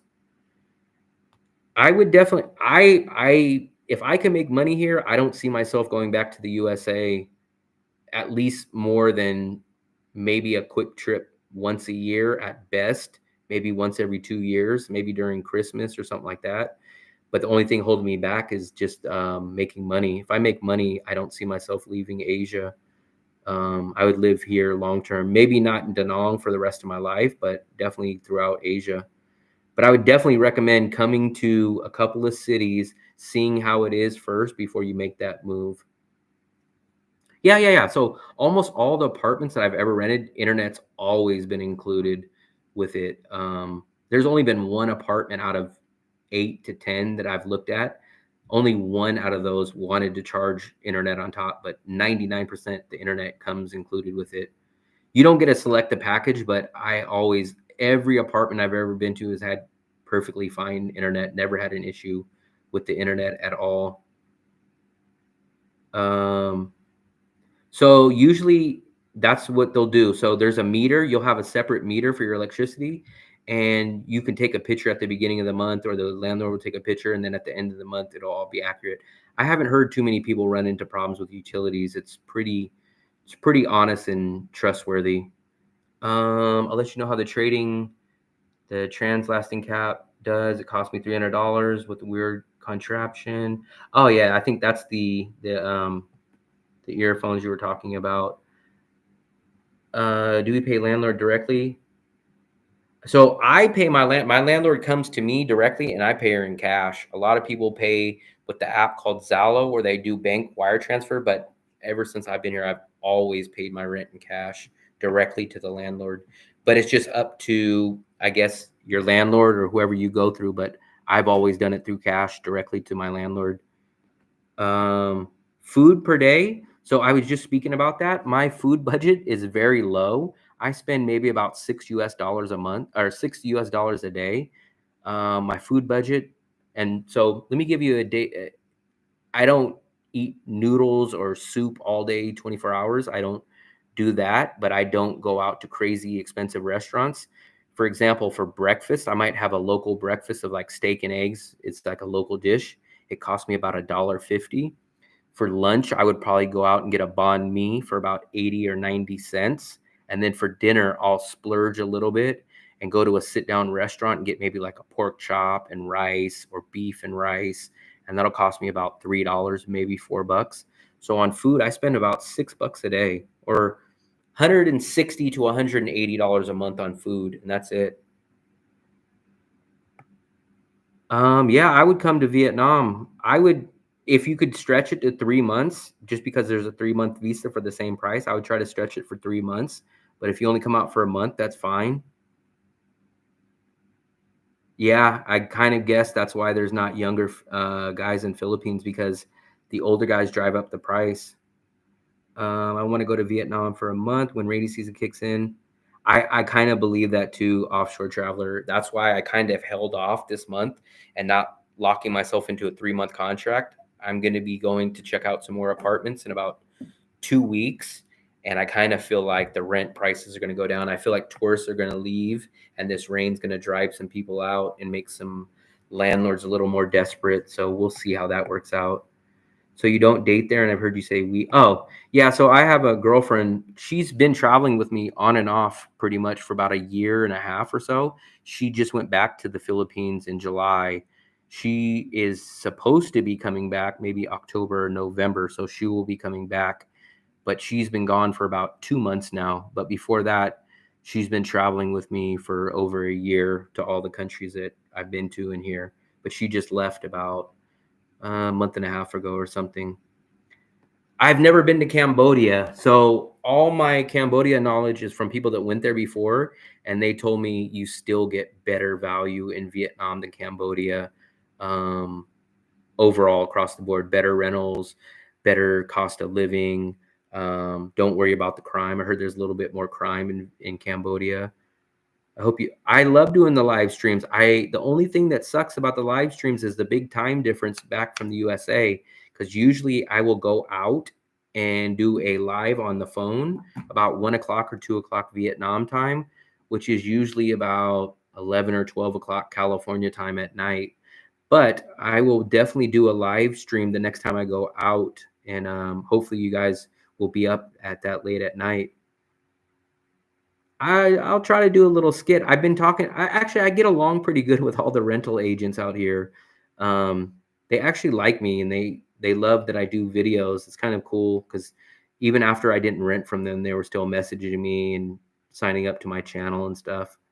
I really appreciate everybody that watches my videos and everybody that subscribes. Like it's honestly shocking to me because I watch a ton of other people's videos. I watch all these other vloggers, and when I think of them, I'm like, man, these guys are amazing. They're pros. And it's crazy that you guys think of me like I think of those other vloggers. It's crazy to think that because it's just weird to think of myself in that same light. Do you need a lot of luck to cheap place? No, no. Da Nang, if you look it up or if you go Google it, I think Forbes just rated Vietnam and Da Nang specifically, I think, as the cheapest city in the world. It's always for like the past 5 years. Da Nang is if the only thing that makes me spend 750 a month is because I need a bigger place. If I rented a studio, I could probably do $400 to $500 here a month for everything, all my bills cheap. Um, they have a lot of ATMs. Yep. So there's there's literally an ATM right downstairs for me, and I've been going there.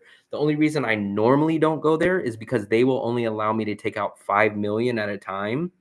Um, if I usually only get money out once a month. So if I do that, I will go into town to the HSBC and they let me take out, I think it's 15 million at once. But if not, if I just need to grab some quick money, I'll just go downstairs and pull out 5 million.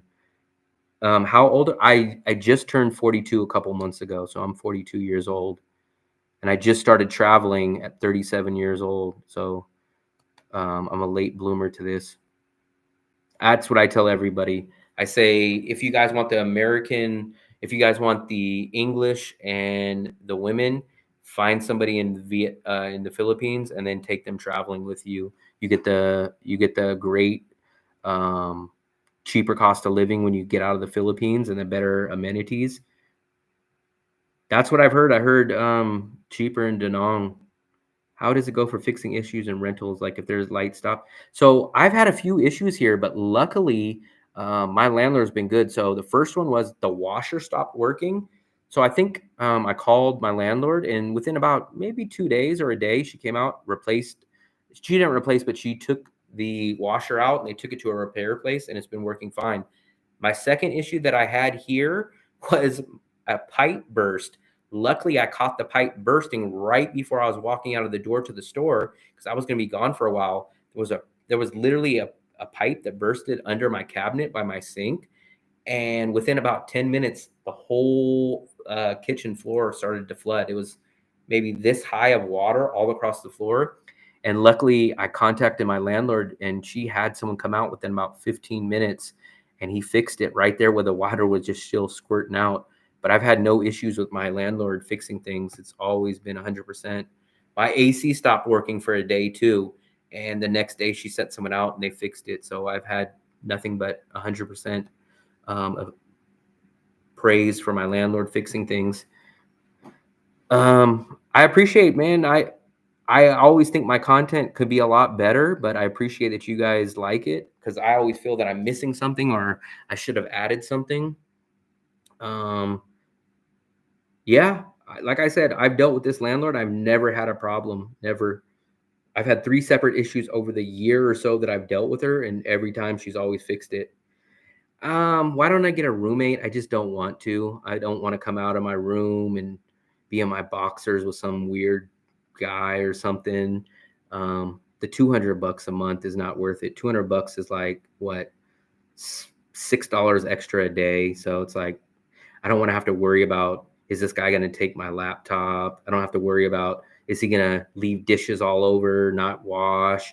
Do I have to worry about that he's going to complain if I turn my music on? It's just not worth it. I'd rather downgrade and go down to a cheaper 1-bedroom than to have a roommate. I missed someone's message. Let me scroll back up. What do you mean you go for women in the Philippines? Yeah, so a lot of people want Asian women, but they want them to speak English. So what I'm telling people is, if they want that combination, the best place to go to is the Philippines, because the women there mostly speak English. So meet a woman there and then take her traveling with you out of the Philippines, so you don't get the negative downside of the higher cost of living in the Philippines, the lower quality, and go take her and live in a foreign country like a Thailand or a Vietnam. So you kind of kill 2 birds with 1 stone. I'm technically a millionaire in Vietnam. In USA, no, I'm broke.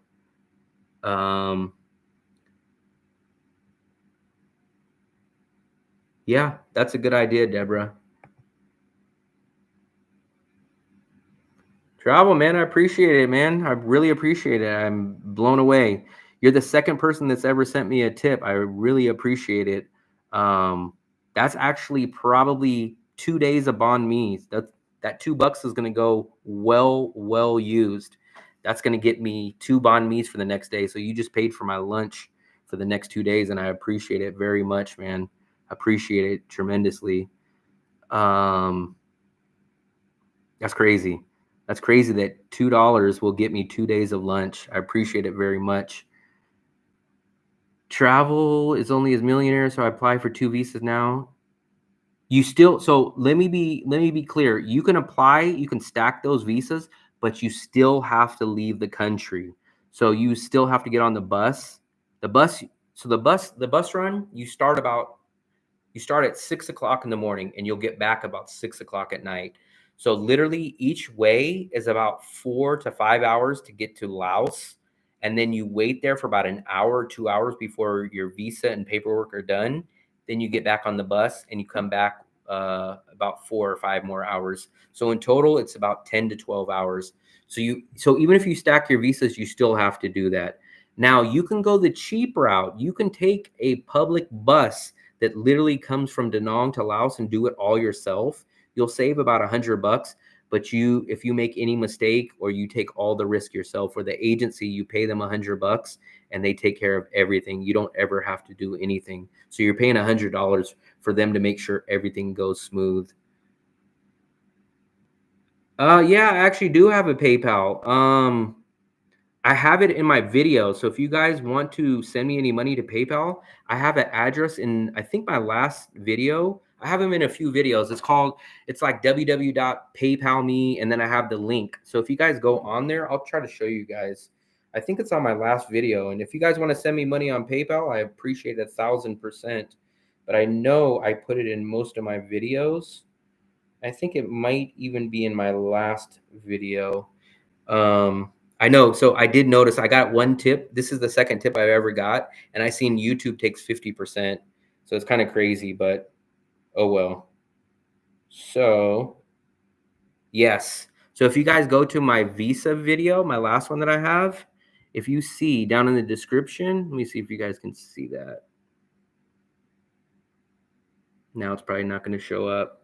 But anyways, it's in there. It goes.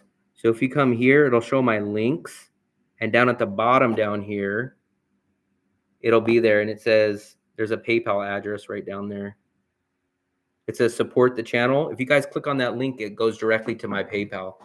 So if you guys want to send it to the PayPal, I appreciate it. YouTube won't get their little grubby little hands on it, but I appreciate it. Oh, Deborah, man, I appreciate it 1,000%.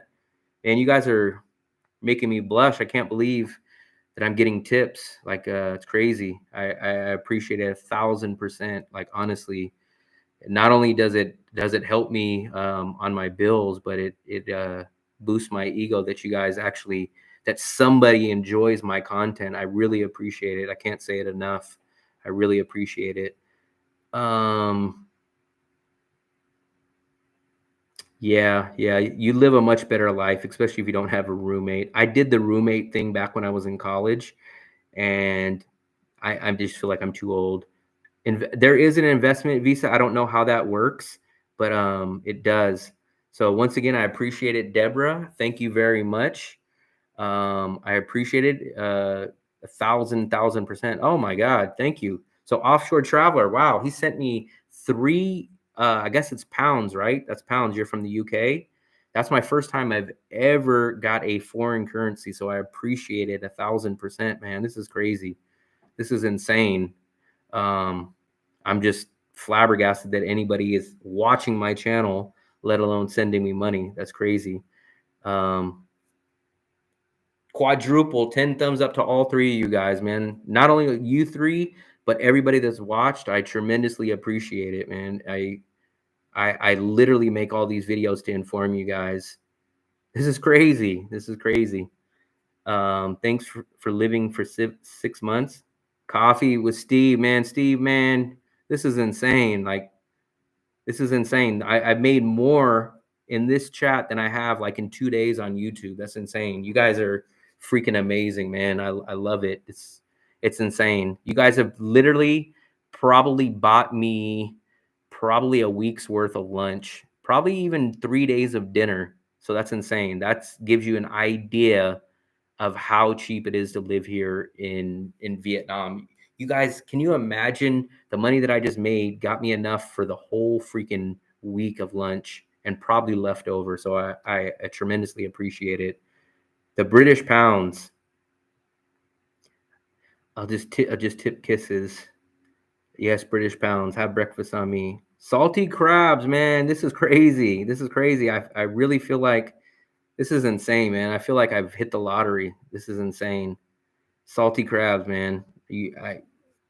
I don't even know what else to say. This is insane. I tremendously appreciate it. Insane, insane, insane. You have a good channel, man. I appreciate it, man. Thank you very much. Samurai, man, that's crazy, man. You guys are insane. It's freaking crazy. You guys are making me blush. I don't know if you guys can see it, but it's worth it, man. I really enjoy this 1,000%. This is insane. I've been on here for 3 hours and 20 minutes, and it's definitely worth it. Even without the tips, I love just getting all the information out and informing you guys, because I wish that I had somebody like me that when I first traveled in 2019, I wish that they would have said, hey, man, this is how you do it. This is where you get a SIM card. This is where you get this. This is where you get that. Because it just, the only literal reason why I know this stuff is because I failed or I overpaid or I messed up when I first learned this stuff. So I love telling people like, hey, man, I went through the same stuff that you did. Skip that. I will tell you all this information and get you caught up so that even though you've never been here, when you land here, you should know exactly what to do. That's what my goal is to help you guys do that. I'll show how to do it. Gib 2K. It's easy to get yeah, I think there's a lot of vegetarian places here, especially there's a lot of Indian restaurants here. So I think Indian restaurants focus on vegetarian, but I mean, there's vegetarian dishes everywhere that you eat here. Speaking of vegetarian, that's one thing I do notice a lot of, kind of on the opposite. So in the USA, for all my USA people, you guys will notice a thing that I noticed a lot is that women don't eat much meat in the USA, at least in California, because it's being green and being healthy, right? Women out here in Asia eat meat like crazy for almost every dish. It's crazy. Deborah, man, once again, amazing, man. This is crazy. This is insane. I appreciate it so much, Deborah. I appreciate it 1,000%. I just don't even know what to say anymore. Freaking thumbs up. I just owe you guys so much for all the support that you guys give me. 1,000%.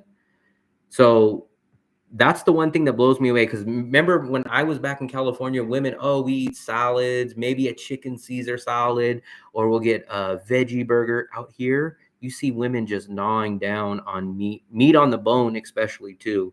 So it just blows me away at how much meat women eat out here. I don't see anyone eating salad. It's a whole different lifestyle. So that was just kind of a weird topic that I went off on when GS was mentioning vegetarian food. I appreciate Salty Cream. Man, anything helps. No matter if it's here or on PayPal. I mean, just to get anything is a great treat. But for anybody in the future, not just now, but anybody in the future, I always put my PayPal me link in the video. It's usually at the bottom of the description. It'll say something like support the channel. And if you guys go there, it should. I'm not good at links, but I think you should be able to click on it and it'll take you to my PayPal. If there's a problem with it, if you guys ever go to it and it doesn't work, let me know and I'll fix it. But I think I input the link correctly. No, it's not almost my birthday. Luckily, I'm getting old. I'm 42 now. I turned 42 in February, so I still freaking have a few months away.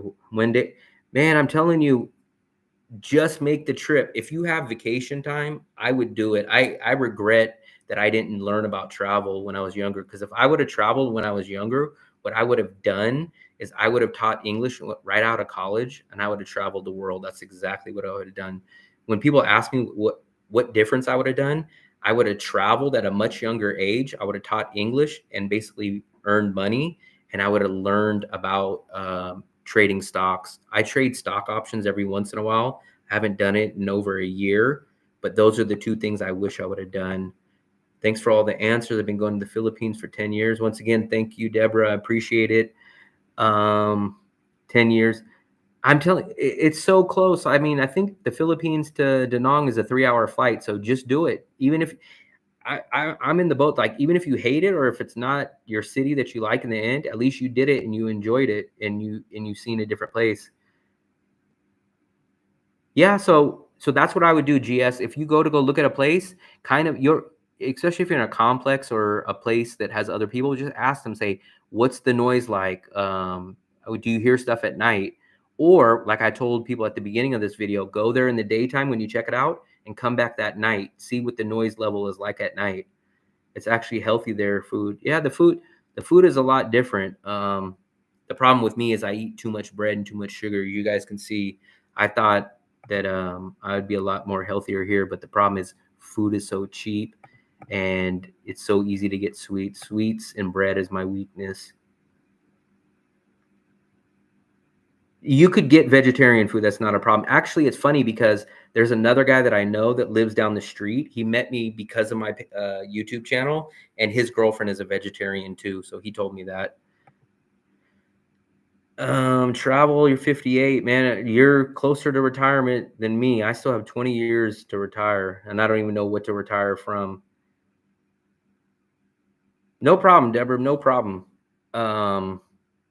I appreciate everything that you sent. Anybody said, not only people that sent, but everyone that watched the channel, that commented, that liked my videos, subscribed or anything. I appreciate all those people. Like honestly, it's mind blowing to me that people watch my channel. It's crazy. So that's a good question. How is the pastry? So far in Asia, I am not impressed overall with the pastries. I had the worst donuts I've ever had, probably in Vietnam, in Da Nang. I did have a decent one from Jeremy's Kitchen, which is a place out here.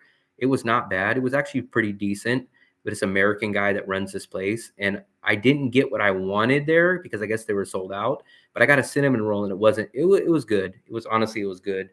But but pastries out here, something is off about it. I don't know what it is. The meat's good, the bread is good, but for some reason, the pastries, I don't know what it is. There's something about the dough or something. But I'm sure there's places that actually have good stuff, but I just haven't ran into them. I had a good place in the Philippines at the market. It wasn't as good as the USA quality, but it was decent. Um, Pizza is very hard to find in Asia, good pizza and good burgers. So luckily, I go to Bikini Bottoms or I make burgers at home myself. But pizza is a tough one. Pizza is really tough to find good here. Great channel. Can I ask you making it?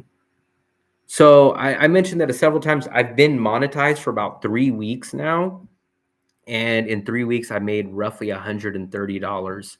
So I made a lot more than I thought I was going to make in my first month. When I watched videos of like how much do people make once they get monetized, people are saying a few bucks and stuff like that. So I made a lot more. A couple of my channels, a couple of my videos got me some good views. So I'm very, very happy with that. I don't make enough to cover my bills a month, but I do make much more than I thought I was going to make, especially for my first 3 weeks. Good pizza. So I've heard there's a couple of places. I haven't been to them, but they are kind of expensive, especially if you consider the local currency, because they might be like $15 for this place that people are talking about, but they swear it's great pizza.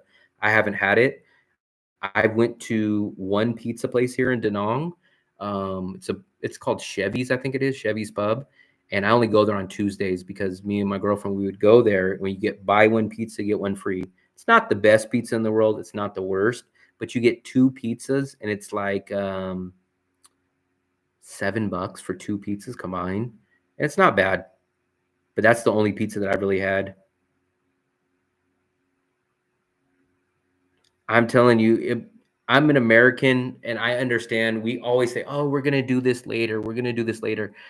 I had to force myself. Like the reason why I traveled, I was working a job that I wasn't passionate about back in 2018, I think it was. I was making decent money, but I just wasn't passionate. It was just a regular job. They downsized and shut down one of our companies, and they basically laid me off because of it. They were shutting down the office.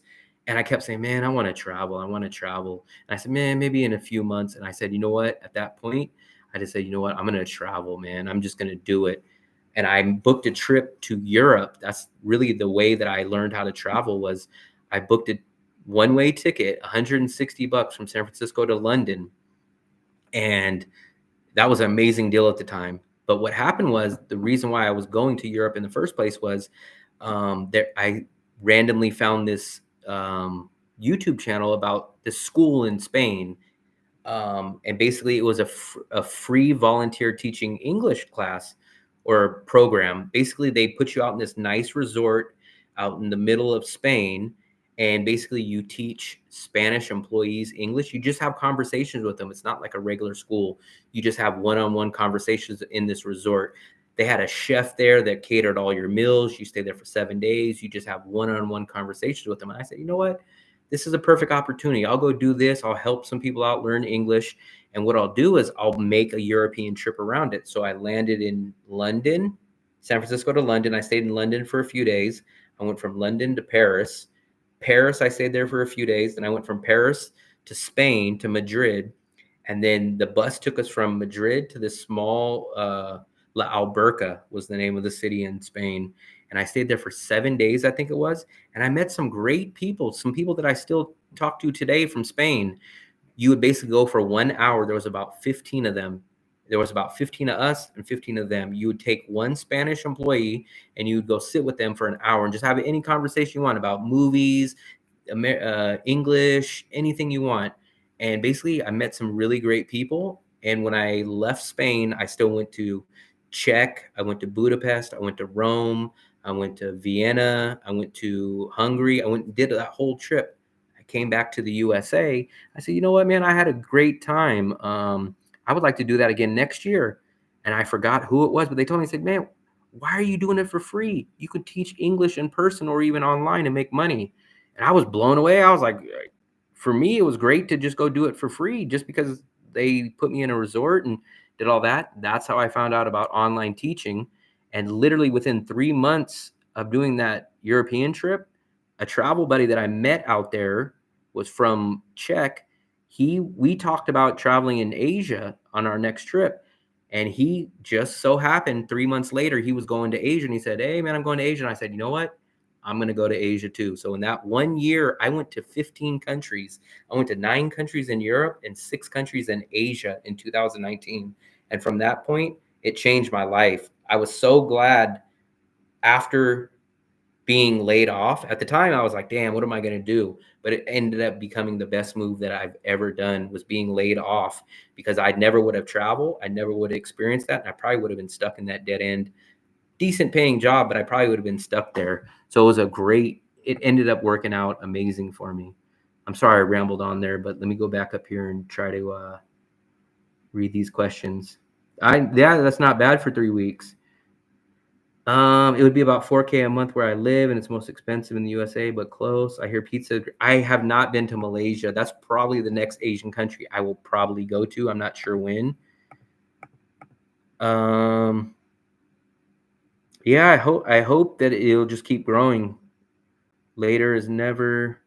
The reason I started traveling is I hate the rat race too. Like, it's crazy. I never went back to a regular job after that. What I would rather do is I would work for myself. I was doing things like online reselling. I was trading stocks online. And I said, I'm never going to work for someone again. After 2019, I couldn't do it. I refused to do it. I left that rat race too. I have just enough invested to live there on your budget or more, but would be able to. I'm telling you, man, don't be scared. Like, literally, listen to this. This is how crazy it is. I just came back both times that I've ever been to Asia, in 2019, 2022, and now. I've never had income. Never. I saved up enough money to get me through about a year of savings here, because I spend about $10,000 a year to live in Asia. That's it. So 10,000 basically gets me there. If you save that up, go and do it. Force yourself to do it. Force yourself to go there, because you'll never remember that money ever again. Even if you say, man, that's all I have saved up is 10,000. I'm nervous. It will change your life. Like, honestly, now it's changed my life traveling. Like, I can never see myself living back in the USA full time. Even if I made a lot of money, I just still probably couldn't live there.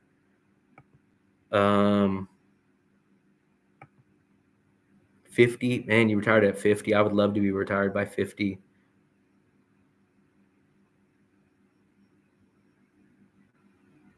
So yeah, so in Thailand they have lots of temples, and even here in Vietnam they have lots of like temples and stuff like that. So you could find anything. You could find anything you're looking for in any country out here. I really should. I appreciate you guys enjoying my stories, man. I really appreciate it. It's kind of like talking to a therapist or a psychologist. I really should probably make a video on like how I became traveling. I just kind of feel like people would be bored, but maybe I'll do like a video of how I became a traveler or something. Maybe I feel like it will bomb. I always feel like my videos aren't going to do good, but it shocks me. Like my apartment video, I wasn't even going to post. And actually it became my best video. So it's like, you just never know what videos are going to do good. How much would it cost for 5 months? So if you live on the same budget as me, I spend $750 a month, and I could easily get my rent down. So I would expect anywhere from 500 to 700 a month. So 5 months, 2,500. So I would $5,000 easily, I would say, especially if you don't waste your money on alcohol or blow your money on a lot of stuff. 5,000 would be easy. Probably low end, maybe 3,000 for 5 months in Da Nang. I could easily see it. I turned 42 this year, so I'm 42 years old. Where would I start? With the same, if I'm on the same budget that I would have now, I would probably start in Da Nang. My ideal, so how I honestly would do it, if money wasn't a problem, how I would probably do it is I would base myself in 3 or 4 countries per year. So I would bounce back and forth from the Philippines, Vietnam, and Thailand. So I would take advantage of their visas. So what I would do is, you get a 3-month visa here in Vietnam. So I'd spend 3 months here in Vietnam. I would go to Bangkok for at least 2 months. So that's 5 months. I would go to the Philippines for probably 3 or 6 months. And then the remaining 3 months that I didn't do would either be in the Philippines or be back here in Da Nang. And I would basically spend 1 year bouncing from all three of those countries. And maybe instead of doing that for 12 months, maybe I'd give myself 1 month of exploring other countries. But I basically would bounce around those three countries primarily for a whole year: Philippines, Thailand, and Vietnam. But I would be I'm a traveler that does everything based on the visa. So once my visa's up, I kind of use that visa to bounce to the next country instead of paying long-term visas. This is the only time I've ever paid for a visa to come back. Usually what I would do is I would leave Da Nang, go out of Vietnam, and I'd go spend 2 months in Bangkok. When my Bangkok visa would be up, I would leave Bangkok and go to the Philippines. And then once my 2 month or my 3 month visa was up in the Philippines, I would rotate. But Vietnam, Da Nang is just, it's so perfect for me and it's cheaper. So that's how I do it. Yep, Dell, this is live. I've been doing it for about 3.5 hours. My best thing about my travels is that's just so hard. Like I don't know if it'd be the best, but I think the most craziest part about it is just the difference in the world. It's so crazy that we live in the same world that United States and the Asian lifestyle are in. That's what's so crazy to me, because I come out here and I'm just like, it's so crazy. You don't see homeless people. Now you do in the Philippines, but I'm just speaking primarily of Vietnam. Or you just see how easy it is to rent places. You see how the different aspect of life is.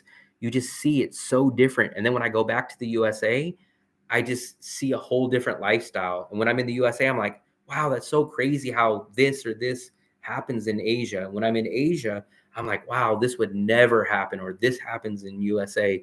It's just so crazy. It's like I honestly feel like I'm a international spy and I live two different lives. When I go back to the USA, it's a complete different life. And when I come here, it's a complete different life. It's just mind blowing to me. Um yeah. I drink. So I stopped drinking alcohol about 7 years ago. So I spent a lot of money on that as well. Um, that's where you run into problems with your budget in Asia. If you drink and party a lot, you quickly jack up your budget. This is live. Yep, Dell. When you rent, did customer to pay first and last month? So here in Vietnam, typical, you're going to pay your first month. Obviously, that's always going to come. Usually 50-50, they're going to ask for a 1 month security deposit, but you usually can negotiate it to usually half a month of security deposit. That's usually how it works. Negotiation is big out here. So if you go look at plane tickets, go on to Skyscanner. It's amazing. I'm gonna do a video of my top five or top seven apps. I'm gonna show you exactly how to use Skyscanner on that next video. Skyscanner is amazing. If you watch this video, I'm gonna explain it perfectly how you can find the perfect price ticket on Skyscanner. If you're flexible on your dates and you're flexible to how you do it, it's amazing to use. Crypto. I don't know anything about crypto. I trade stock options, but I've never learned about crypto. Let's see. I feel like I missed something up here. But man, I really appreciate it, guys, man.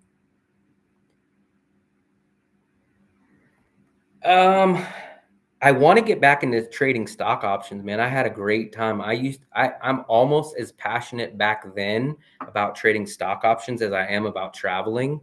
And I just need to get a nice money pile reserved up. I don't want to trade while I'm not making any money, but maybe down the road I'll get back into trading stock options. I've never really traded stocks per se. I always trade stock options. I find trading stock options much more interesting and much more exciting.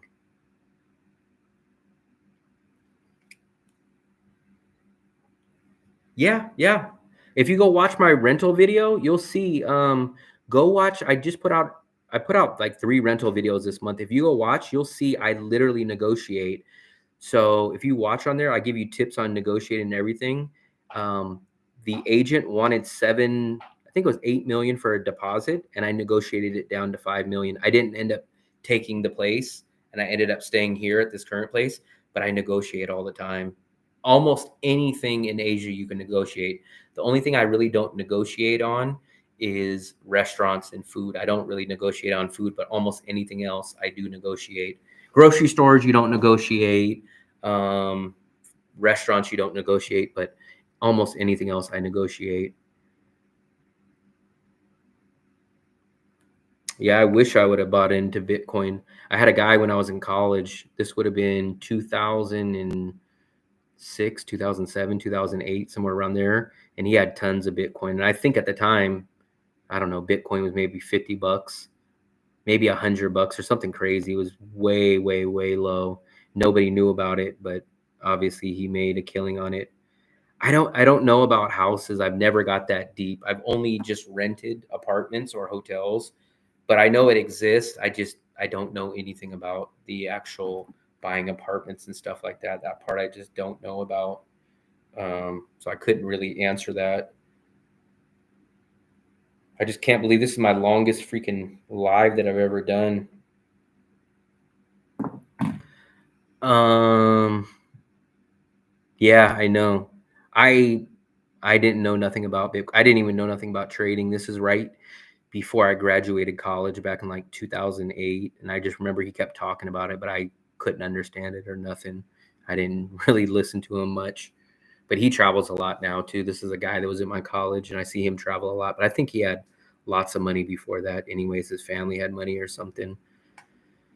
Shoot, man. Um,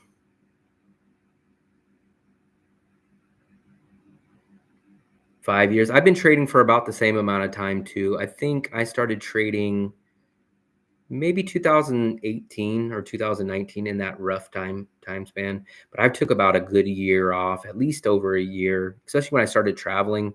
I almost very rarely traded. I traded a lot during the COVID shutdown. I hit a nice deal back in 2020, I think it was. I hit my biggest deal ever, but about a week later I had the biggest loss that I've ever had to. Um Yeah, I seen that story about the Bitcoin. They bought a Bitcoin, and they did like the story about like how much it would be worth now. And he bought like a pizza or 2 medium pizzas. I seen that story before. I just seen a story yesterday where it was like the guy that lost his password to his Bitcoin from like 2013. It popped up on Facebook, and it said he finally had someone crack the password, and supposedly he got it. So I don't know if it's true or not, but that popped up on Facebook. What sweets? So I don't really know the names, but I go down to like a lot of the local bakeries, and you can get like a lot of pastries. There's like they're not overly sweet. They're mostly like cake based, little cake type of not like frosting cakes, but just little small cakes, and they'll have a little bit of sweet in them. There's nothing special, but I'm trying to think, is there any special sweet treat that I eat? Nothing in particular that I know the name of. I go to the little Moon Milk store, and sometimes I'll get like banana bread, or I'll get stuff like that, but they're all cheap. I mean, you'll get something like that for like 50 cents, maybe $1 at the most. Um, on one trade, on a trade stock option, I was trading Square. I don't know if you guys know the company Square. It was owned by Jack Dorsey, the same person that owned Twitter. And I hit one deal in one day, a couple hours. It was like $19,000. And if I would have held on to it for a few more days, I was too scared. But I would have probably made about 50 grand. But I sold out and I made 19 grand. I think the next week or 2 weeks later, I lost like 6,000 on one trade. I don't know, man. I've been so far out of touch on stocks. I'm just interested really on what the stock market's going to do with the election coming up. That's really what I'm interested in. I want to see how the gold market's really shooting up a lot now too, and it has been. And usually the gold market is kind of a hedge against the U.S. dollar or political unrest or certain things in the economy. But I'm very curious to see. This will be my first election that I'm away from USA. So I'm curious to see how everything works out from far away and to see what happens to the stock market and the economy. I'm very interested to see what happens with that. No, so I've never ran into that, you know. I've never in any of the countries, honestly, in any of the countries I go to, I never see like how all people always say like, "Oh, they hate you" and stuff like this. Honestly, I get along with everybody and I never hear anything bad about Americans at all. Um, Not that I really hear it, but the only time that they ever will mention something, it'll always be something like a comment, like they'll say, like, we don't, it's not that we don't like Americans, though their hostility, not even hostility, but their kind of disagreement or kind of criticism is against the American government, but it's never against the people. I never hear them say anything negative about people or treating people any different. If anything, they'll say like, "Oh, your guys' government is over the top," or this. They'll always their comments are always about the American government itself, not about the people or about the tourists. I've never ran into that in any country in Europe or in Asia. No country I've ever ran into that. And I talk to a lot of locals. I deal with a lot of locals here, and I don't want to sound like I'm bragging, but they have no issue with me. They love me. They always treat me good. Never heard anything bad. I expect a lot of stuff, especially I expect no matter what, whoever wins, I feel like the other side of the political side is going to have a crazy field day. I just don't know how it's going to play out yet, though. It's going to be very interesting to see that, though. I think the election's only like something like 50 days away now. It's crazy. The election's almost here. September. So what are we? September 20th. So October 20th. Shoot, I think it's only like 40 days away.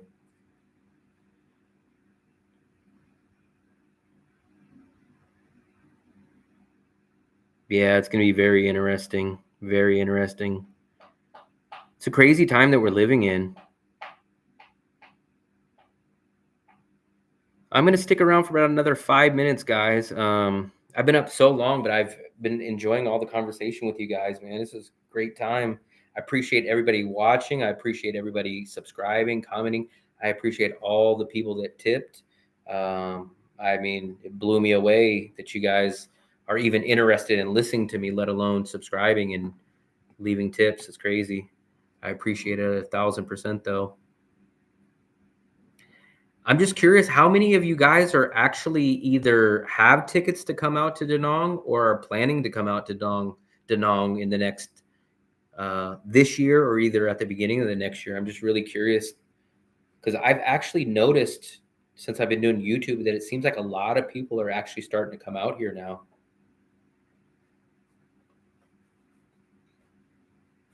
Yeah, it seems like a lot of people are actually coming out here. I don't know if it's always been like that, but it seems like a lot of people. And you know what's kind of rare? I don't see too many Americans coming out here. I see the Europeans, I see the Russians, but there's not too many Americans. And I don't know. It's just our mindset. It's like it's so far and so hard for us to travel with work. We don't get much time off. Plus, you need a visa. So I kind of feel like Americans kind of just don't travel to Vietnam as much. 20 hour you could take a direct flight, which I don't think there's too many of them, but yeah, so I think it took me 14 or 16 hours. What I did though, what I recommend to people is just take the cheapest best flight from USA into any country in Asia, like land in Tokyo, land in Hong Kong, land in Bangkok, land in Manila. Maybe stay there for a day or two and then take a cheap domestic flight for like 50 bucks, 40 bucks from Manila into Da Nang and do it like that. So then you actually get to see two countries and you do it like that and you break up the long flight.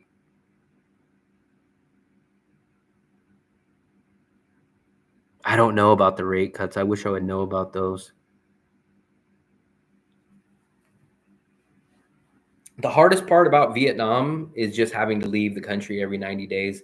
Besides that, that's probably the worst part that I can say. And I mean, it's not really that hard. You guys can see you can do the visa run in a day, or even you could fly out and go to Bangkok for a couple of days at worst.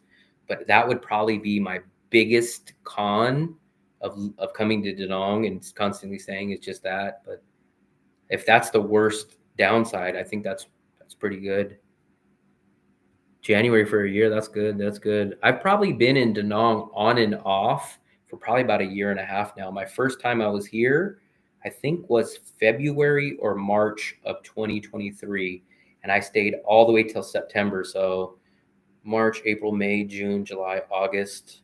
So I stayed for 6 months last year, and I've been here for about 5 or 6 months now. So I've been in Da Nang on and off for a total of well over a year.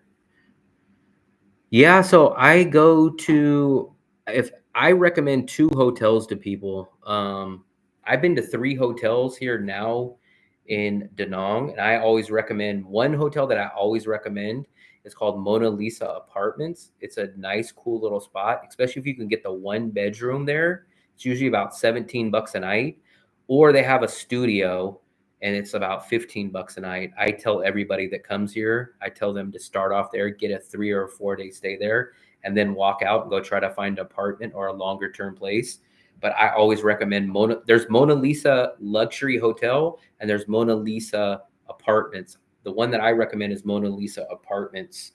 And then there's another one that I went to, it was called Yen V, which is okay. It's a little bit lower quality and it's actually a little bit more expensive. And then there's an ultra budget one that I've had two people come here. I haven't stayed in it, but people said it's fine. And I think it's called Gold Time or Gold Coast. I think it's called Gold Time. And that place, if you find it on the right day, it's like $8 a day. So anywhere from $8 a day up to like 15 for the Mona Lisa is how I would do it. I would come here for 3, 4 days, staying at that place. Once you're landed, wake up the next day, walk around the neighborhood or contact people on Facebook, have the agent show you a longer term place and go check it out that way. That's the way that I would do it. Few times up to a year. Wow, yeah. So I've been in the Philippines probably, if you combine all my times in the Philippines, I would say I've spent 6 or 7 months total in the Philippines. And I've been to Manila, Boracay, Cebu, Makati, Iloilo, Dumaguete, Bacolod, all those cities. Yeah, that's a nice little trip right there offshore. I paid, I think when I flew from, so when I got back here this year, I did a one way and I want to say it was 500 bucks. It was San Francisco to Manila. But like I said, 2019 was the perfect time to travel. I had a round trip ticket from San Francisco to Hong Kong for 380 bucks in 2019. Those were the amazing deal days. I got back from China. I've been to China for about a week in 2019. I got back from China in November of 2019, right around Thanksgiving. So I got back from China about 3 months before COVID happened. I've never been sick. You know what? I take that back. I got sick one time in Ho Chi Minh. Not sick, but I had diarrhea and had to keep constantly going to the bathroom like 2 straight days. I don't know if it was either from the water at the Da Nang airport or it was a banh mi sandwich that I ate when I went to Ho Chi Minh. But that was the worst that I had. I've been to 19 countries, and I think that's the only time I've ever been sick. But if you do that, you would just, if it's really that bad, you would either go to a pharmacy and get something, or if it was worse than that, you would go to a hospital. And hospitals are extremely cheap here. For something like that, it wouldn't cost you much. But I haven't, honestly, I haven't met anybody that's told me they had to go to a hospital here. People go to the hospital here that I hear of from like scooter accidents and stuff like that. Man, if you can, I really like Da Nang. I obviously have a bias towards it. Oh man, you got stuck in the Philippines. But I heard what everybody's told me is that the prices during COVID were amazing, especially here in Vietnam. I heard it was kind of shut down. I know a couple people that were here during the COVID, but they said that the prices were really down. And it was an amazing time to travel. I kind of wish I was locked down at that time. I'm in the same boat as you, Seymour. I wish I was. Um, I kind of just wasted. And remember, everybody thought we were just going to be locked down pretty much for 2 weeks, and 2 weeks kind of turned into like 2 years. Do you still need e-travel when you connect? So you're talking about that that e-travel, that document you got to fill out would be like 48 hours before you go to the Philippines. I think the last time I went there, I think I needed that, but I can't remember if I kind of remember that they just got rid of it. But as far as I know, I think you still do need that. I think it's 48 hours. Yeah, I know, man. 2019 was amazing. That was the first time I ever traveled, so I thought it was always like that. Like I said, I got a one-way ticket in 2019 from San Francisco to London for $160. I got a round trip ticket from San Francisco to Hong Kong for 380. I was taking Air Asia flights from like Bali to like Vietnam for like 25 bucks. Then I would go from like Vietnam to the Philippines for like 30 bucks. I would go from like Singapore to Thailand for like $27. It was the freaking prime. It was amazing. That's why when I look at even the tickets now, people say, "Oh, it's cheap," and it's like, man, to me, price is almost doubled, if not more, on some flights. Was it cheap before COVID? COVID was That's all I knew. That was the first time I really traveled internationally was that time. So I always thought it was going to be like that. And when COVID happened, I knew one of two things was going to happen. I either knew prices were going to skyrocket or prices were going to go down. I kind of thought that they were going to go down. I thought they were going to be like, hey, we haven't had business in 2 years. Let's just take whatever for plane flights. But it was the opposite. People in Asia, it's a stubborn mentality, especially in the Philippines. So in the Philippines, they're like, hey, we lost all this money. We need to make it back. So guess what? That $20 hotel, we're charging $60 for it. And you'd be like, $60? It's $20. So, well, we got to make up for 3 years. And it's like, you're going to charge me for the 3 years of other people? It's like, that's what I didn't really like about the Philippines. Bangkok was a little bit like that too. Um, Yeah, I heard that some people were kind of stuck all over. I kind of wish I was stuck somewhere else, but oh well.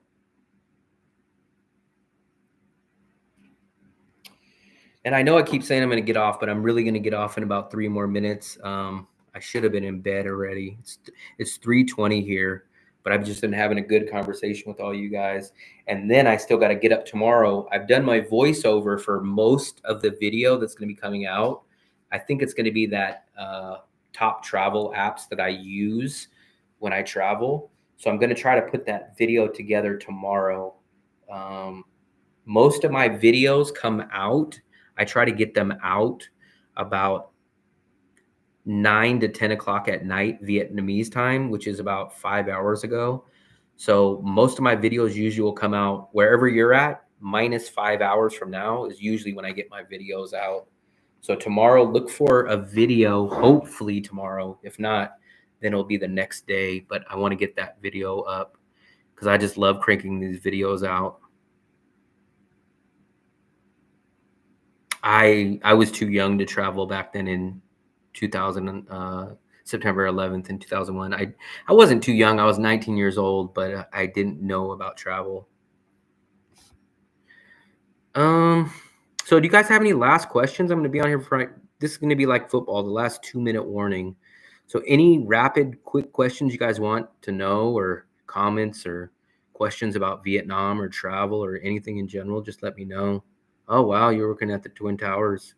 That's crazy. I've heard a lot of stories like that. You'll see that stuff on Facebook, like, I called in, I was sick, and I was at the tower before, or my uncle. It's like, you hear a lot of crazy stories like that. But if you guys got any random quick questions, let me know now, because this is my last little 2 minutes, and I would love to answer whatever quick questions you guys have. I'm just really happy that you guys actually all came in here and appreciate it. Yeah, I'm appreciate it. Good luck with my channel. I do definitely need luck. Do I get an online visa before getting?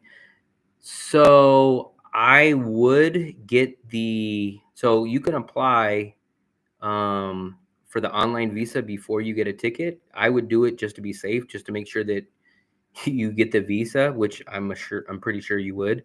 I would apply The visa agency told me you can apply 3 months ahead of time. So it's only $25. So if you know the dates that you want to travel, I would get your visa first. I'd get it as far in advance as possible, because lots of people say like, oh, the government, they told me I spelled my middle initial wrong, or I didn't put the hotel address wrong. That's the one that people get. So I would knock out the visa part first. I would make sure, because if you have any error or they reject it, you got to resubmit. You don't pay anymore, but you got to fill out the wrong information, and then it takes another 3 or 5 days for them to go through it and approve you again. So I would get that visa done as soon as possible. Yeah, I'm hoping that it will be up within maybe 24 hours. Yeah, that's no problem with me. Like I said, I have a girlfriend, so one is too much for me anyways. One is plenty. So I'm gonna let it hit the 4 hour mark. It's at 3 hours and 59 minutes. So this is the last countdown, but I appreciate it. If you guys have not subscribed, please go ahead and subscribe.